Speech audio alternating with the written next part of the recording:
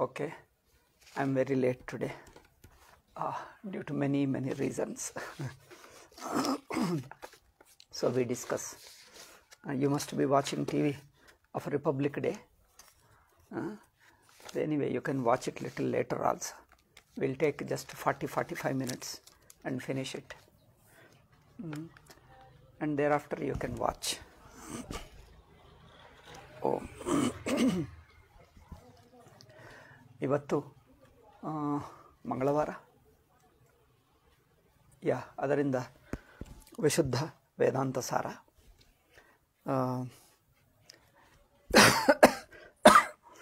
ಗುರುರ್ಬ್ರಹ್ಮ ಗುರುರ್ವಿಷ್ಣು ಗುರುರ್ದೇವೋ ಮಹೇಶ್ವರ ಗುರು ಸಾಕ್ಷಾತ್ ಪರಂ ಬ್ರಹ್ಮ ತಸ್ಮೈ ಶ್ರೀ ಗುರವೇ ನಮಃ. ಶ್ರುತಿಸ್ಮೃತಿಪುರಾಣಾನಾಂ ಆಲಯಂ ಕರುಣಾಲಯಂ ನಮಾಮಿ ಭಗವತ್ಪಾದಶಂಕರಂ ಲೋಕಶಂಕರಂ ಶಂಕರಂ ಶಂಕರಾಚಾರ್ಯಂ ಕೇಶವಂ ಬಾದರಾಯಣಂ ಸೂತ್ರಭಾಷ್ಯಕೃತೌ ವಂದೇ ಭಗವಂತೌ ಪುನಃ ಪುನಃ ನಮಾಮಿ ಗೌಡಪಾದಂಚ ಶಂಕರಂ ಶ್ರೀಸುರೇಶ್ವರಂ ಸ್ವಾಮಿನಂ ಸಚ್ಚಿದಾನಂದಮಿಂದ್ರಂ ತಂ ಜ್ಞಾನರೂಪಿಣೇ. ಓಂ. ಇದರಲ್ಲಿ ಕೊನೆಯ ಶ್ಲೋಕ ಪದವಾಕ್ಯ ಪ್ರಮಾಣ ಜ್ಞಾನ ಸಂಪ್ರದಾಯ ವಿದೋ ಗುರುನ್ ನತ್ವಾ ವಿಶುದ್ಧ ವೇದಾಂತ ಪರಿಭಾಷಾ ಪ್ರಕಾಶ್ಯತೆ. ಓಕೆ, ಅವಿದ್ಯೆಯಲ್ಲಿ ಕೊನೆಯ ಅಂಶಕ್ಕೆ ಬಂದಿದ್ದೇವೆ. ಅವಿದ್ಯಾ ಅಧ್ಯಾಸ ರೂಪವೇ ಅವಿದ್ಯಾ. ಅವಿದ್ಯಾ ಅಂದರೆ ತಪ್ಪಾಗಿ ತಿಳಿಯೋದು. ಅದರಿಂದಲೇ ಸರ್ವ ವ್ಯವಹಾರ. ಅಂದರೆ ಸರ್ವ ವ್ಯವಹಾರವು ತಪ್ಪು ತಿಳುವಳಿಕೆಯೇ. ಅಂದರೆ ತನ್ನನ್ನು ತಾನು ಕರ್ತೃಭೋಕ್ತೃ ಪ್ರಮಾತೃವಾಗಿ ನೋಡುವುದು, ತಾನು ಕರ್ತೃನಿಂದ ಕರ್ಮಗಳೆಲ್ಲ ಮಾಡುವುದು, ಭೋಕ್ತೃನಿಂದ ಭೋಗಗಳು, ಜ್ಞಾತೃತ್ವ ಭಾವದಿಂದ ತಿಳ್ಕೊಳ್ಳುವುದು, ಇವೆಲ್ಲವೂ ಅದೇ ಅಧ್ಯಾಸಪೂರ್ವಕವಾಗಿವೆ. ಅಧ್ಯಾಸಕ್ಕಿಂತ ಹೊರಗೆ ಇಲ್ಲ. ಅಧ್ಯಾಸ ಅಂದರೆ ಏನೋ ಒಂದು ತಪ್ಪು ತಿಳುವಳಿಕೆ, ಮಿಥ್ಯಾಪ್ರತ್ಯಯ. ಇದು ಈ ಅಧ್ಯಾಸ ಎಂಬುದು ಅಧ್ಯಾರೋಪ ದೃಷ್ಟಿಯ ಹೇಳಿದ್ದೆ. ಇದು ಒಂದು ಮುಖ್ಯವಾದ ವಾಕ್ಯ. ಅಪಿಚ ಸೂಕ್ಷ್ಮೇಕ್ಷಿಕೆಯ ವೀಕ್ಷಮಾಣೆ. ಮುಂದಿನ ವಾಕ್ಯ ಓದ್ತೀನಿ. ಜ್ಞಾತೃತ್ವಂ ಕರ್ತೃತ್ವಂ ಭೋಕ್ತೃತ್ವಂಚ ನೈವ ಆತ್ಮನಃ ನಾಪಿ ಅನಾತ್ಮನಃ. ಜ್ಞಾತೃತ್ವ ಕರ್ತೃತ್ವ ಭೋಕ್ತೃತ್ವ ಯಾರಿಗಿದೆ? ಆತ್ಮಕ್ಕಿಲ್ಲ ಎಂದು ಹೇಳ್ತಾರೆ. ಆತ್ಮಕ್ಕಿಲ್ಲ ಅಂದರೆ ಯಾರಿಗಿದೆ? ಅನಾತ್ಮಕ್ಕಿದೇನು? ಅನಾತ್ಮಕ್ಕೂ ಇಲ್ಲ. ಇದು ಆಶ್ಚರ್ಯ. ನಾನೊಬ್ಬ ಸ್ವಾಮೀಜಿ, ಅಖಂಡಾನಂದ ಸ್ವಾಮೀಜಿ ಶಿಷ್ಯರು, ತುಂಬ ಆವಾಗಲೇ ಏಜ್ಡ್ ಮ್ಯಾನ್. ಗಂಗಾದಡದಲ್ಲಿ ಋಷಿಕೇಶ್ನಲ್ಲಿ ಕುಳಿತಿದ್ದೇವೆ. ಈ ಪ್ರಶ್ನೆ ಬಂದಾಗ ಯೇ ಕರ್ತೃತ್ವ ಭೋಕ್ತೃತ್ವ ಕಿಸ್ಕು ಹೋತಾ ಹೈ? He would ask a question. ಕೆಲವರು ಏನೇನೋ ಹೇಳ್ತಾ ಇದ್ದಾರೆ. ನಾನು ಹೇಳಿದ್ದೀನಿ, ಕರ್ತೃತ್ವ ಭೋಕ್ತೃತ್ವ ಯಾರಿಗೂ ಇಲ್ಲ. ಚೈತನ್ಯ ಆತ್ಮ ಚೈತನ್ಯ ಸ್ವರೂಪವೇ. ಚೈತನ್ಯದಲ್ಲಿ ಕರ್ತೃತ್ವ ಭೋಕ್ತೃತ್ವ ಪ್ರಮಾತೃತ್ವವೆಂಬುದು ವಿಕಾರ ರೂಪ. ಚೈತನ್ಯ ರೂಪ ಆತ್ಮದಲ್ಲಿ ಯಾವ ವಿಕಾರವಿಲ್ಲ. ಅನಾತ್ಮಕ್ಕೂ ಅರಿವೇ ಇಲ್ಲ. ಏಕೆಂದರೆ ಕರ್ತೃತ್ವ ಭೋಕ್ತೃತ್ವ ಕರ್ತೃತ್ವ ಭೋಕ್ತೃತ್ವಾದಿಗಳು ಅರಿವಿನ ರೂಪಗಳೇ, ಅರಿವಿನ ತಿಳುವಳಿಕೆಗಳೇ ಹೊರತು ಸುಮ್ಮನೆ ಜಡವಸ್ತುಗಳಲ್ಲ. ಆದ್ದರಿಂದ ಅಂತಃಕರಣ ಇಂದ್ರಿಯ ಮನಸ್ಸುಗಳು ಅಚೇತನಗಳು. ಅಚೇತನಕ್ಕೆ ಅರಿವಿರಲ್ಲ. ಚೈತನ್ಯ ಆತ್ಮಕ್ಕೆ ವಿಕಾರವಿಲ್ಲ. ಇದು ನೋಡಿ, ಕರ್ತೃತ್ವ ಭೋಕ್ತೃತ್ವ ಪ್ರಮಾತೃತ್ವದಲ್ಲಿ ಎರಡು ಅಂಶಗಳಿರಬೇಕು. ಅದು ಅರಿವು ಇರಬೇಕು, ಸಂಬಂಧ ಇರಬೇಕು. ಸಂಬಂಧ ಅಥವಾ ವಿಕಾರ. ವಿಕಾರ ಅಂದರೆ ಬದಲಾವಣೆ. ಸಂಬಂಧ ವಿಕಾರ ಎರಡೂ ಇರಬೇಕು. ಆವಾಗಲೇ ಕರ್ತೃತ್ವ ಭೋಕ್ತೃತ್ವ ಪ್ರಮಾತೃತ್ವ ಇರುತ್ತದೆ. ಅರಿವಿನಲ್ಲಿ ವಿಕಾರವಿಲ್ಲ, ಸಂಬಂಧವಿಲ್ಲ. ಶುದ್ಧ ಚೈತನ್ಯದಲ್ಲಿ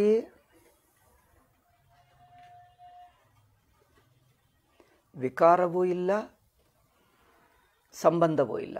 ಏಕೆ? ಎರಡನೇ ಇದ್ದರೆ ಸಂಬಂಧವೇ. ಅಚೇತನವಾದ ಮನಸ್ಸು ಇಂದ್ರಿಯಗಳಿಗೆ ಅರಿವಿಲ್ಲ. ಅರಿವಿಗೆ ವಿಕಾರವಿಲ್ಲ. ಅನಾತ್ಮಗೆ ಅರಿವೇ ಇಲ್ಲ. ಅನಾತ್ಮಗೆ ವಿಕಾರವಿದೆ, ಆದರೆ ಅರಿವಿಲ್ಲ.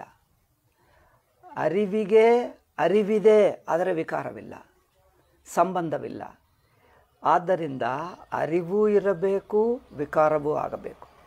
ಈ ಎರಡು ಸೇರಿಕೊಂಡರೆ ಕರ್ತೃತ್ವ, ಭೋಕ್ತೃತ್ವ, ಜ್ಞಾತೃತ್ವವಾಗ್ತದೆ. ಈ ಎರಡೂ ಇಲ್ಲದೆ ಇರುವುದು ಕರ್ತೃತ್ವ, ಭೋಕ್ತೃತ್ವ, ಪ್ರಮಾತೃತ್ವ ಹೇಗೆ? ಆದ್ದರಿಂದ ಅಪಿಚ ಸೂಕ್ಷ್ಮೇಕ್ಷಿಕೆಯ ವೀಕ್ಷಮಾಣೆ. ಅದರಿಂದ ಸ್ವಾಮೀಜಿ ಹೇಳ್ತಾರೆ, ಸ್ವಲ್ಪ ಒಳಹೊಕ್ಕು ಸೂಕ್ಷ್ಮವಾಗಿ ಗಮನ ಕೊಟ್ಟರೆ ಏನಾಗ್ತದೆ? ಜ್ಞಾತೃತ್ವಂ ಕರ್ತೃತ್ವಂ ಭೋಕ್ತೃತ್ವಂಚ. ಈ ಜ್ಞಾತೃತ್ವ, ಕರ್ತೃತ್ವ, ಭೋಕ್ತೃತ್ವಗಳು ನೈವ ಆತ್ಮನಃ, ಆತ್ಮಕ್ಕಿಲ್ಲ. ಆತ್ಮಕ್ಕಿಲ್ಲ ಅಂದರೆ ಆತ್ಮಕರ್ತೃವಲ್ಲ, ಆತ್ಮಭೋಕ್ತೃವಲ್ಲ, ಆತ್ಮಜ್ಞಾತೃವಲ್ಲ. ಆತ್ಮ ಅಂದರೆ ತಾನು ಒಬ್ಬ ಜ್ಞಾತೃವಲ್ಲ. ಅಂದರೆ ಅರ್ಥವೇನು? ತನ್ನ ಜ್ಞಾನ ತನ್ನ ಸ್ವರೂಪವೇ ಹೊರತು, ಸಹಜವಾದ ಸ್ವತಃಸಿದ್ಧ ಅರಿವೇ ಹೊರತು ವಿಷಯ ಸಾಪೇಕ್ಷವಲ್ಲ. ಜ್ಞಾತೃತ್ವ ಅಂದರೇನು? ಜ್ಞಾತೃತ್ವವು ಹೇಗೆ ಅಲ್ಲ ಎಂಬುದು ವಿಚಾರ ಮಾಡಿ ತಿಳ್ಕೊಳ್ತಾ ಇದ್ದೆ. ಜ್ಞಾತೃತ್ವವು ಆತ್ಮಕ್ಕಿಲ್ಲ ಎಂದು ಸ್ವಾಮೀಜಿ ಅಷ್ಟೇ ಹೇಳಿದ್ದ. ಹೇಗೆ ಎಂಬುದು ನಾವು ವಿಚಾರ ಮಾಡ್ತಾ ಇದ್ದೆ. ಜ್ಞಾತೃತ್ವ ಅಂದರೇನು? ಸಂಬಂಧ ಇರಬೇಕು, ವಿಕಾರ ಇರಬೇಕು. ಅರಿವಿಗೆ ಸಂಬಂಧ ಇರಬೇಕು, ವಿಕಾರ ಇರಬೇಕು. ಆತ್ಮ ಅಂದರೆ ತಾನು ಅರಿವಿನ ಸ್ವರೂಪ. ಅರಿವಿನ ಸ್ವರೂಪವಾದ ತನಗೆ ಇನ್ನೊಂದು ವಸ್ತುವಿನ ಸಂಬಂಧವಿದೋ? ಅಂದರೆ ಇನ್ನೊಂದು ವಸ್ತುವಿನ ಸಂಬಂಧದಿಂದಲೇ ನಾನು ಅರಿವಾಗಿದ್ದೀನ? ಇನ್ನೊಂದನ್ನು ತಿಳಿಯುತ್ತಾ ಅರಿವಾಗಿದ್ದೀನ? ಇನ್ನೊಂದಿಲ್ಲದಿದ್ದರೆ ತಾನು ಅರಿವಾಗಿಲ್ಲವಾ? ಅದು ಪ್ರಶ್ನೆ. ತಾನು ಅರಿವಾಗಿರುವುದಕ್ಕೆ ಇನ್ನೊಂದು ಅವಶ್ಯಕವಿಲ್ಲ. ಸೂರ್ಯನು ಬೆಳಗಿಸುವುದಕ್ಕೆ ನಾವಿರಬೇಕಾ? ಪ್ರಪಂಚ ಪದಾರ್ಥಗಳಿರಬೇಕಾ? ಪದಾರ್ಥಗಳಿಲ್ಲದಿದ್ದರೂ ಸೂರ್ಯನು ಬೆಳಗುತ್ತಾನ. ನೀವು ರೂಮ್ನಲ್ಲಿ ದೀಪವನ್ನು ಲೈಟ್ ಆನ್ ಮಾಡಿ ಹೋಗಿ, ಲೈಟ್ ಆನ್ ಮಾಡಿ ಹೋಗಿ ಬಂದರೆ ಇಲ್ಲಿ ವಸ್ತುಗಳು ಏನಿಲ್ಲ, ರೂಮ್ ಎಲ್ಲ ಖಾಲಿ ಮಾಡಿ, ಅದರಿಂದ ದೀಪವು ಬೆಳಗಲ್ಲವ? ದೀಪ ಬೆಳಗುವುದು ದೀಪದ ಸ್ವಭಾವವೇ ಹೊರತು, ದೀಪದ ಸ್ವರೂಪವೇ ಹೊರತು, ವಸ್ತುಗಳು ಎಷ್ಟಿದ್ದರೆ ದೀಪ ಬೆಳಗುತ್ತದೆ, ಎಷ್ಟು ಇಲ್ಲದಿದ್ದರೆ ದೀಪ ಬೆಳಗಲ್ಲ ಎಂದಿಲ್ಲ. ಹಾಗೆ ದೀಪದ ಸ್ವಭಾವವೇ ಬೆಳಕು, ಹಾಗೆ ಆತ್ಮಸ್ವರೂಪವೇ ಅರಿವು. ಅದಕ್ಕೆ ಇನ್ನೊಂದನ್ನು ತಿಳಿಯಬೇಕು, ತಿಳಿಯುವುದಕ್ಕೆ ಇನ್ನೊಂದು ಬೇಕೇ ಬೇಕೆಂದು ನಿಯಮ ಇಲ್ಲ. ಇನ್ನೊಂದು ಇದ್ದರೆ ತಿಳ್ಕೊಳ್ತದೆ, ಇಲ್ಲ ಅಂದರೆ ಇಲ್ಲ ಎಂದು ಹೇಳಿಬಿಡುತ್ತದೆ ಅಷ್ಟೇ. ಇದ್ದರೆ ಇದ್ದ ಎಂದು ತಿಳಿಸುತ್ತದೆ, ಇಲ್ಲದಿದ್ದರೆ ಇಲ್ಲ ಎಂದು ತಿಳಿಸುತ್ತದೆ. ಅಂದರೆ ಅರ್ಥವೇನು? ಇಲ್ಲವೋ ಇತ್ತೋ ಏನಿದ್ದರೆ ಅದನ್ನು ತಿಳ್ಕೊಳ್ಳುವುದು. ಇನ್ನೊಂದು ಸೂಕ್ಷ್ಮ, ಇದೂ ಸರಿಯಾಗಿಲ್ಲ. ಏಕೆಂದರೆ ಇನ್ನೊಂದು ತಿಳ್ಕೊಳ್ಳಬೇಕಂದ್ರೆ ಇರುವುದಾಗಲಿ ಅಭಾವವಾಗಲಿ, ಇನ್ನೊಂದು ವಸ್ತುವು ಇರಬಹುದು, ಇನ್ನೊಂದು ವಸ್ತು ಇಲ್ಲದಿರಬಹುದು. ಈ ಎರಡನ್ನೂ ತಿಳಿಯುವುದು ಸಾಕ್ಷಿ ಎಂದು ಒಂದು ಮಟ್ಟದಲ್ಲಿ ಹೇಳಬಹುದು. ಆದರೆ ಸಾಕ್ಷಿ ಸ್ವರೂಪವಾದ ಬೆಳಕಿಗೆ ಆ ಇನ್ನೊಂದು ಭಾವವಾಗಲಿ ಅಭಾವವಾಗಲಿ ಬೇಕಾಗಿಲ್ಲ. ಭಾವ ಅಭಾವಗಳು ಎರಡೂ ಕಲ್ಪಿತವೇ. ಏಕೆ? ಆತ್ಮ ಬೆಳಕಾಗಿರುವುದಕ್ಕೆ ಆತ್ಮವೇ ಸಾಕು. ಆತ್ಮ ಬೆಳಕಿನ ರೂಪವಾಗಿರುವುದಕ್ಕೆ ಆತ್ಮ ಇರುವುದೇ ಸಾಕು. ಆತ್ಮ ಆಗಿರುವುದೇ ಸಾಕು ಬೆಳಕಾಗಿರುವುದಕ್ಕೆ. ಅದಕ್ಕೆ ಇನ್ನೊಂದು ವಸ್ತುವೇನು ಬೇಕಾಗಿಲ್ಲ, ಇನ್ನೊಂದು ವಸ್ತುವೇ ಆತ್ಮನನ್ನು ಬೆಳಕು ಮಾಡಿಬಿಡಲ್ಲ. ಆತ್ಮ ಬೆಳಕಾಗಿರುವುದಕ್ಕೆ ಇನ್ನೊಂದು ವಸ್ತು ಬೇಕಾ? ಆತ್ಮ ಬೆಳಕಾಗಿರುವುದಕ್ಕೆ ಇನ್ನೊಂದು ವಸ್ತುವೇನು ಬೇಡ. ತಾನು ಬೆಳಕಾಗಿರುವುದು ತಾನಿರುವುದರಿಂದಲೇ ಬೆಳಕು ಅಷ್ಟೇ. ತಾನಾಗಿರುವುದರಿಂದಲೇ ಬೆಳಕಿನ ಸ್ವಭಾವ, ಅರಿವಿನ ಸ್ವಭಾವ ಆತ್ಮದ. ಆದ್ದರಿಂದ ಆತ್ಮ ಜ್ಞಾತೃವಾಗುವುದಕ್ಕೆ, ಜ್ಞಾತೃತ್ವವು ಆತ್ಮ ಸ್ವಭಾವವಲ್ಲ. ಆತ್ಮ ಜ್ಞಾತೃ ಅಂದ್ರೇನು? ಇನ್ನೊಂದನ್ನು ತಿಳಿಯುತ್ತಾ ಇರುವುದನ್ನು ಜ್ಞಾತೃ ಹೇಳ್ತೀವಿ. ಅರಿವು ಇನ್ನೊಂದನ್ನು ತಿಳಿಯುತ್ತಾ ಇರುವುದರಿಂದ ಅರಿವಲ್ಲ, ತಾನು ಅರಿವಾಗಿರುವುದರಿಂದ ಅರಿವು ಅಷ್ಟೆ. ಇನ್ನೊಂದನ್ನು ತಿಳಿಯುತ್ತಾ ಇರುವುದರಿಂದ ಅರಿವಾಗಲಿಲ್ಲ. ಏಕೆ? ಇನ್ನೊಂದೇನು ಬೇಕಾಗಿಲ್ಲ. ಇನ್ನೊಂದಿದ್ದರೆ ಬೆಳಗಿಸಲ್ಪಡಬಹುದು, ಅದು ಬೇರೆ ವಿಷಯ. ತಾನು ಅರಿವಾಗಿರುವುದಕ್ಕೆ ಇನ್ನೊಂದಾಗಿ ಬೇಕಾಗಿಲ್ಲ. ತನ್ನ ಸ್ವರೂಪವೇ ಅರಿವು. ಹಾಗೆ ಜ್ಞಾತೃತ್ವವು ಅರಿವಿನ ರೂಪ ಆತ್ಮಕ್ಕಿಲ್ಲ. ಅಂದರೆ ಅರ್ಥ, ಆತ್ಮ ಅರಿವಿನ ಸ್ವರೂಪ ಆತ್ಮ ಜ್ಞಾತೃವಾಗಿರಬೇಕು ಎಂಬ ನಿಯಮ ಇಲ್ಲ ಎಂದರ್ಥ.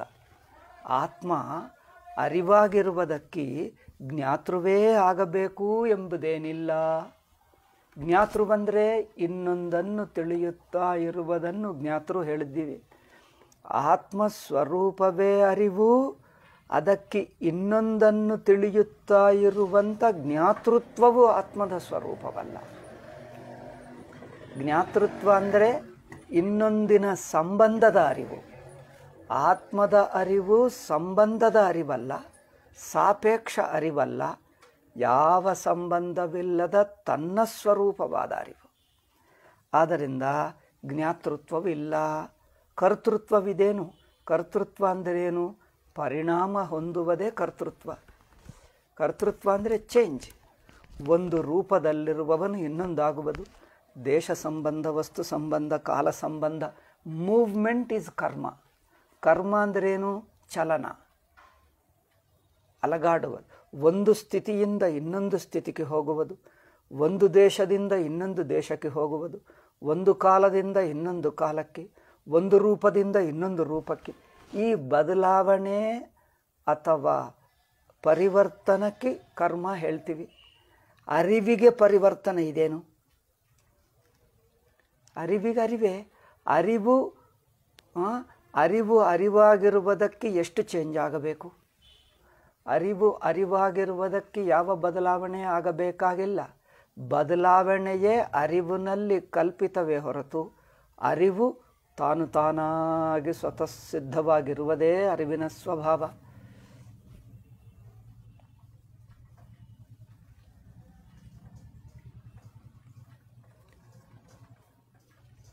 ತಾನು ತಾನಾಗಿ ಇರುವುದೇ ಅರಿವಿನ ಸ್ವಭಾವ.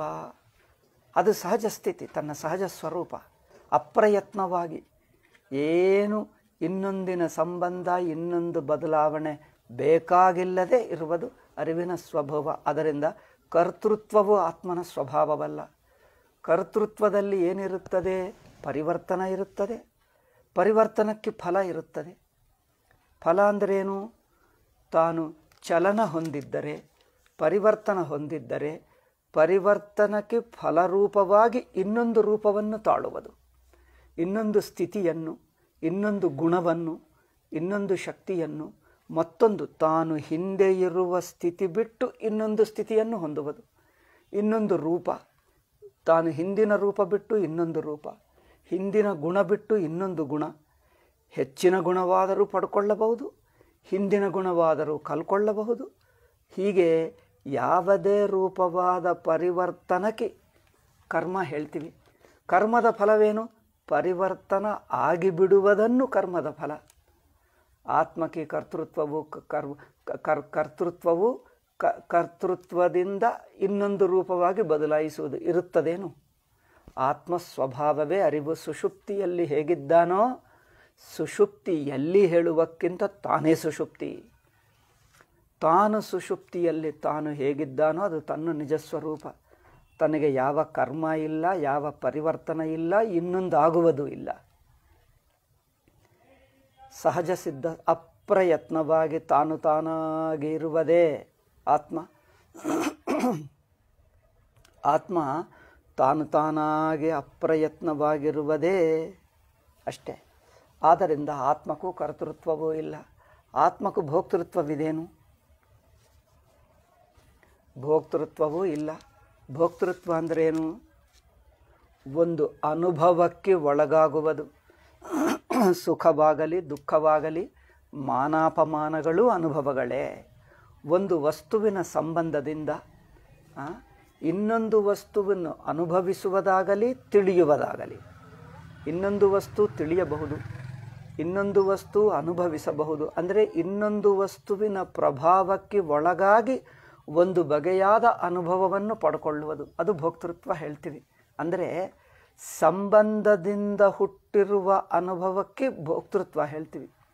ಇನ್ನೊಂದು ವಸ್ತುವು ವ್ಯಕ್ತಿ ಪದಾರ್ಥದ ಸಂಬಂಧದಿಂದ ತನ್ನಲ್ಲಿ ಒಂದು ವಿಶೇಷ ಅನುಭವ ಹುಟ್ಟಿತು, ಹಿಂದಿನ ಅನುಭವಕ್ಕಿಂತ ಹೆಚ್ಚಾದ ಮತ್ತೊಂದು ಅನುಭವ, ಅದನ್ನು ಭೋಕ್ತೃತ್ವ ಹೇಳ್ತೀವಿ. ಆತ್ಮದ ಅನುಭವ ಒಂದೇ ರೂಪ ಇರುತ್ತದೆ. ಆತ್ಮದ ಏನ ರೂಪ? ಆನಂದ. ಅದು ಒಂದೇ ಬಗೆ ಇರುತ್ತದೆ, ನಿರಂತರವಾಗಿರುತ್ತದೆ, ಪರಿಪೂರ್ಣವಾಗಿರುತ್ತದೆ. ಆನಂದ ಆತ್ಮದ ಸ್ವರೂಪ. ಅದು ಸಹಜವಾದ ಸ್ಥಿತಿಯ ಹೊರತು ಹೊಸದಾಗಿ ಪಡ್ಕೊಂಡಿದ್ದಲ್ಲ. ಸಹಜ ಸ್ಥಿತಿ ಯಾವುದು? ಅದೇ ಆನಂದ. ಆನಂದ ಅಂದ್ರೇನು? ಸಹಜವಾಗಿರುವುದೇ ಆನಂದ. ಸಹಜವಾಗಿಲ್ಲದಿದ್ದರೆ ಹೇಗಿರುತ್ತಾನೆ? ಆಯಾಸಗೊಳ್ಳುತ್ತಾನೆ. ಅಸಹಜ ಸ್ಥಿತಿಯಲ್ಲಿ ಕೃತಕ ಸ್ಥಿತಿ ಅಂದರೆ ಆಯಾಸವಿರುತ್ತದೆ. ಸಹಜ ಸ್ಥಿತಿ ಅಂದರೆ ಅರ್ಥವೇನು? ಎಲ್ಲ ಆಯಾಸಗಳನ್ನು ಬಿಟ್ಟು ತಾನು ತಾನಾಗಿ ಅಪ್ರಯತ್ನವಾಗಿರುವುದನ್ನು ಸಹಜ ಸ್ಥಿತಿ ಹೇಳ್ತೀವಿ. ಸಹಜ ಸ್ಥಿತಿ ಅಂದ್ರೇನು? ಸ್ವರೂಪ ಅಂದರೆ ಅದೇ ಸಹಜ ಸ್ಥಿತಿ ಅಥವಾ ಸ್ವರೂಪ. ಸ್ವರೂಪ ಅಂದರೇನು? ಯಾವುದೋ you are not under some pressure. ಹೊರಗಿನ ಪ್ರೆಷರ್ ತನ್ನ ಮೇಲೆ ಇಲ್ಲ, ಒಳಗಿನ ಪ್ರೆಷರು ಇಲ್ಲ. ಜನರಿಗೆ ಹೊರಗಿನ ಪ್ರೆಷರ್ನಿಂದ, ಹೊರಗಿನ ಒತ್ತಡೆಯಿಂದ ಬದಲಾವಣೆ ಆಗುತ್ತಾನೆ, ಒಳಗಿನ ಒತ್ತಡೆಯಿಂದಲೂ ಬದಲಾವಣೆ ಆಗ್ತಾನೆ. ಹೊರಗಿನ ಒತ್ತಡೆ ಅಂದ್ರೇನು? ಹೊರಗಿನ ಪರಿಸ್ಥಿತಿಗಳು, ಕ್ಲೈಮೇಟು, ಬಿಸಿಲು, ತಂಪು, ಚಳಿ, ಮನುಷ್ಯರ ಮಾತುಗಳು, ನಡತೆಗಳು, ಕೆಲಸಗಳು, ಇವುಗಳಿಂದ ತನ್ನ ಮೇಲೆ ಪರಿವರ್ತನೆ ಆಗುತ್ತವೆ. ಒಳಗಿನ ಒತ್ತಡೆ ಅಂದ್ರೇನು? ಒಳಗಿನ ಆಸೆ, ಈರ್ಷ, ಕೋಪ, ದ್ವೇಷ, ಏದೋ ಬೇಕು ಬೇಕು ಬೇಕೆನ್ನುವ ತಳಮಳೆ, ಇದು ಒಳಗಿನ ಅರ್ಜ್. ಅರ್ಜ್ ಅಂದರೆ ಇಂಗ್ಲೀಷ್ ಮಾತು. ಅರ್ಜ್ ಅಂದರೆ ಒಳಗಿನಿಂದ ಏನೋ ನಾನು ಆಗಬೇಕು, ಏನೋ ಆಗಿಬಿಡಬೇಕು, ಇನ್ನೇನೋ ಪಡ್ಕೊಳ್ಳಬೇಕು, ಏನೋ. ಆ ಒಳಗಿನ ಒತ್ತಡೆ ನಮ್ಮನ್ನು ಇನ್ನೊಂದು ಆಗುವುದಕ್ಕೆ ಆಗುವಂತೆ ಪ್ರೇರಣೆ ಮಾಡ್ತದೆ. ಹೊರಗಿನ ವಸ್ತುಗಳು, ಪದಾರ್ಥಗಳು, ಘಟನೆಗಳು, ಪರಿಸ್ಥಿತಿಗಳು ನಮ್ಮನ್ನು ಹೇಗೆ ಪ್ರಭಾವವನ್ನು ಉಂಟು ಮಾಡ್ತವೋ ಒಳಗಿನ ಪ್ರೆಷರು ಉಂಟು ಮಾಡ್ತದೆ. ಈಗ ಸಹಜ ಸ್ಥಿತಿ ಅಂದ್ರೇನು? ಸ್ವಾಭಾವಿಕ ಸ್ಥಿತಿ ಅಥವಾ ಸ್ವರೂಪ. ಸ್ವಭಾವ ಹೇಳುವುದು ಬೇಡ, ಸ್ವಭಾವ ಅಂದರೆ ಅವಿದ್ಯೆ ಆಗುತ್ತದೆ. ಸ್ವರೂಪ. ಸ್ವರೂಪ ಅಂದ್ರೇನು? ಸ್ವರೂಪ ಅಂದರೆ ಯಾವ ಒತ್ತಡೆಯಿಂದ, ಹೊರಗಿನ ಒತ್ತಡೆಯಾಗಲಿ ಒಳಗಿನ ಒತ್ತಡೆಯಾಗಲಿ ಯಾವ ತರಹ ಒತ್ತಡೆ ಇಲ್ಲ, ತಾನು ಹೇಗಿದ್ದಾನೋ ಆ ಇರುವುದರಲ್ಲಿ ಯಾವ ಆಯಾಸ ಇಲ್ಲ, ಯಾವ ಪ್ರೆಷರ್ ಇಲ್ಲ. ಅದು ತಾನೇ ತಾನು ಇರುವುದೇ ಹಾಗೆ. ಹೊರಗಿನದಾಗಲಿ ಒಳಗಿನದಾಗಲಿ ಯಾವ ಬಗೆಯಾದ ಒತ್ತಡ ಇಲ್ಲ. ಒತ್ತಡ ಇಲ್ಲದೆ ತಾನು ತಾನಾಗಿದೆ. ಒತ್ತಡ ಇಲ್ಲ ಅಂದ್ರೆ ಏನಾಯಿತು?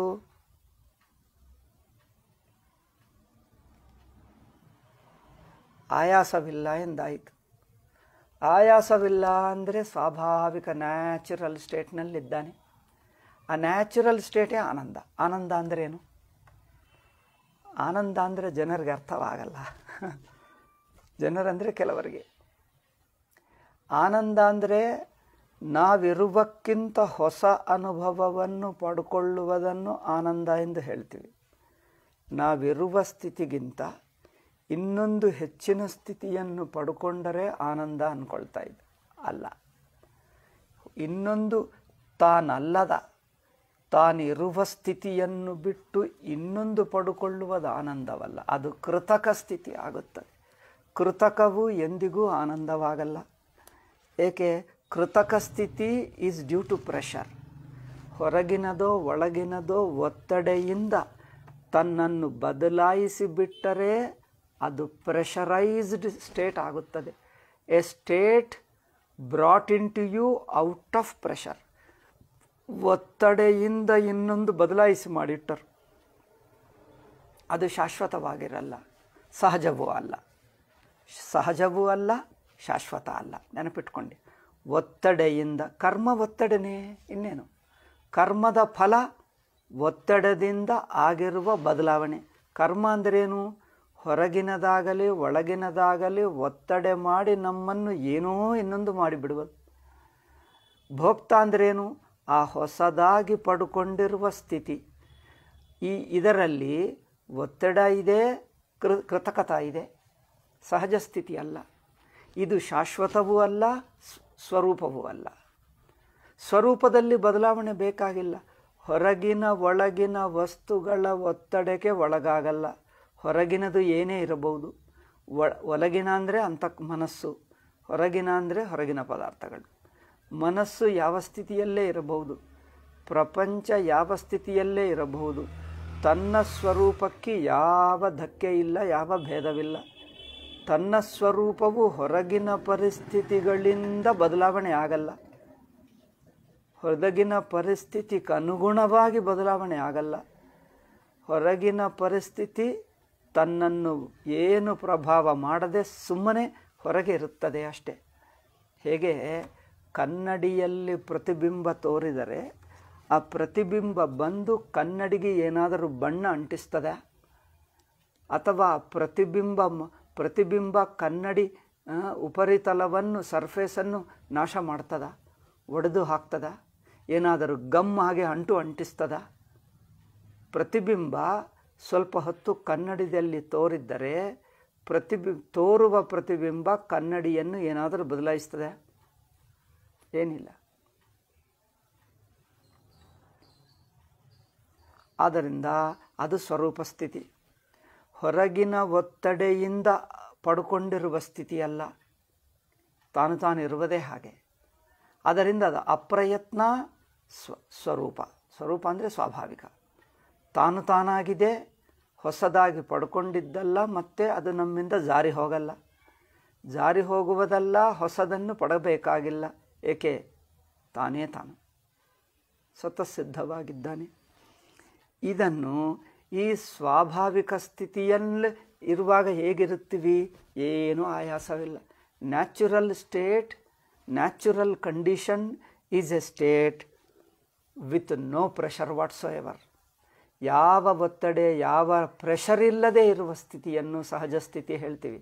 ಸಹಜ ಸ್ಥಿತಿ ಆನಂದವೋ ಅಲ್ಲವೋ? ಸಹಜ ಸ್ಥಿತಿ ಆನಂದ. ಏಕೆ? ಅದರಲ್ಲಿ ಆಯಾಸವಿಲ್ಲ. ತನ್ನ ಕೃತಕ ಸ್ಥಿತಿಯಲ್ಲೇ ಆಯಾಸ ಇರುತ್ತದೆ.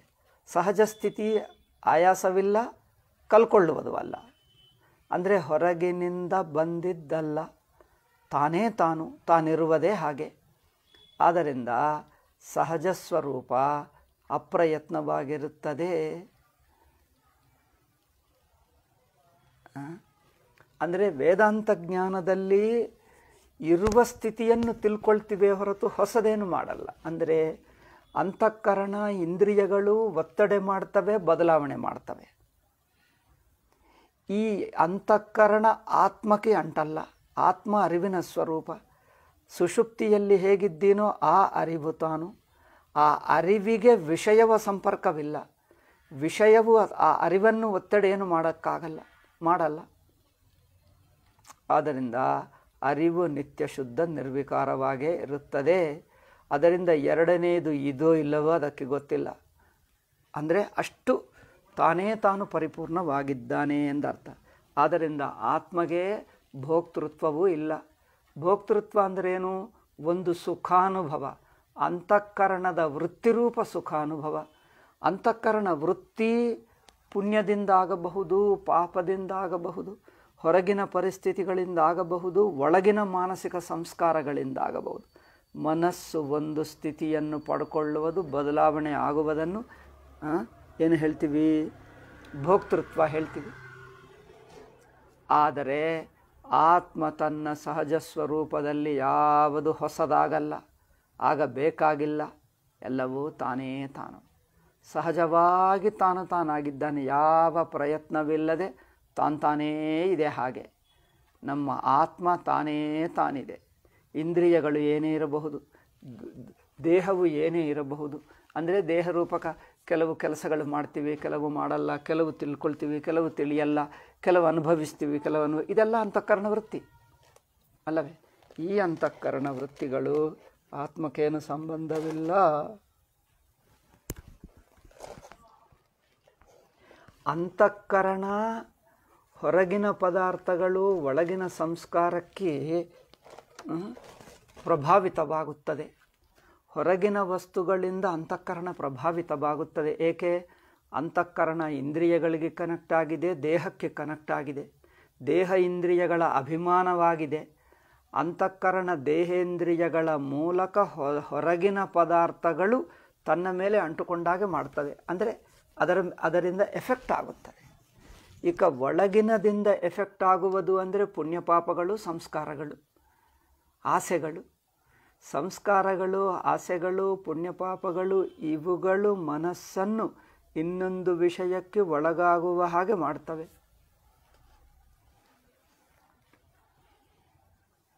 ಆದರೆ ಯಾವುದು ಒಳಗಾಗುತ್ತದೋ ಅದು ಕೃತಕವಾಗುತ್ತದೆ. ಲೈಕ್ ಸ್ಪ್ರಿಂಗನ್ನು ನೀವು ಎಳೆದರೆ ಆ ಒತ್ತಡೆಯಲ್ಲಿ ಸ್ಪ್ರಿಂಗು ಎಳೆದಿರುವ ಸ್ಥಿತಿಯಲ್ಲಿರುತ್ತದೆ. ಒತ್ತಡ ಬಿಟ್ಟರೆ ತನ್ನ ಸಹಜ ಸ್ಥಿತಿಗೆ ಬಂದುಬಿಡ್ತದೆ. ಹಾಗೆ ಸಹಜ ಸ್ಥಿತಿಯಲ್ಲಿ ಆಯಾಸವಿಲ್ಲ, ಅದೇ ಆನಂದ.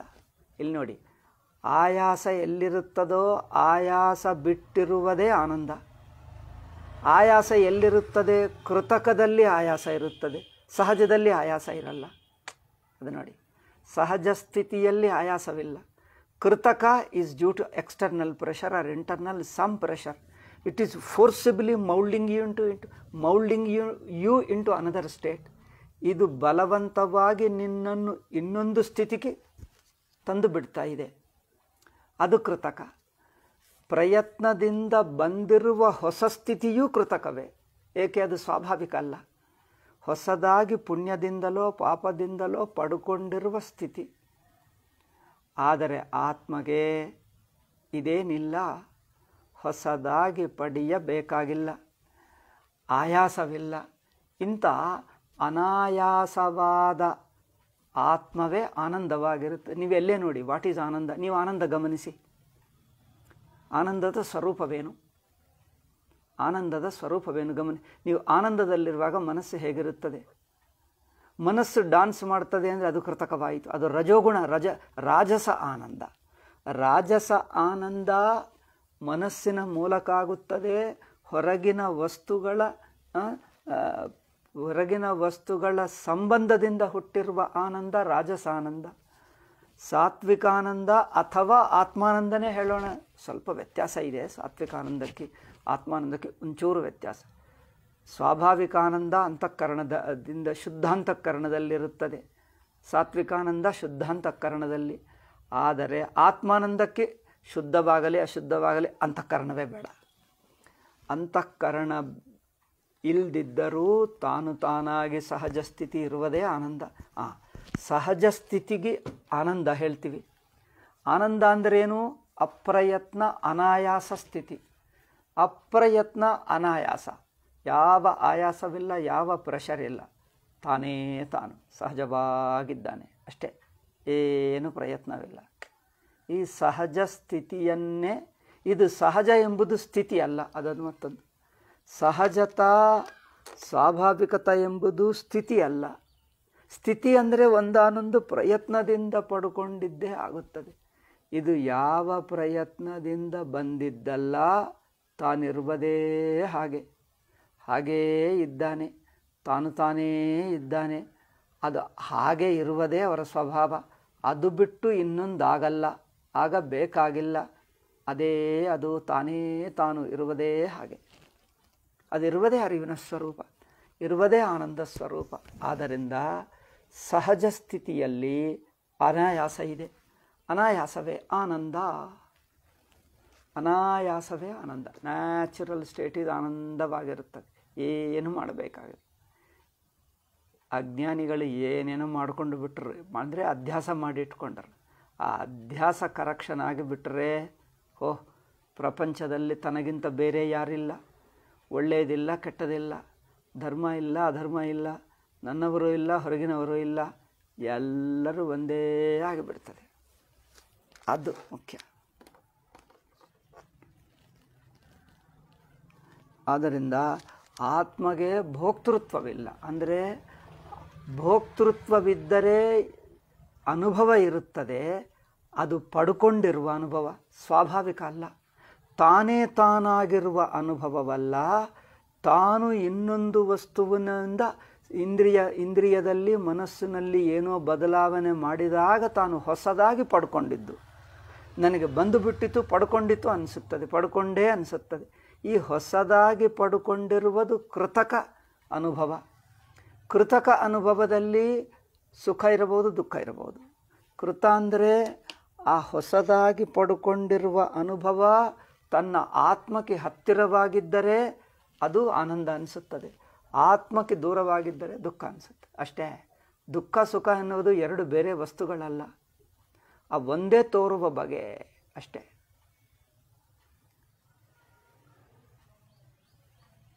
ಒಬ್ಬನಿಗೆ 1000 ರೂಪಾಯಿ ಇದೆ.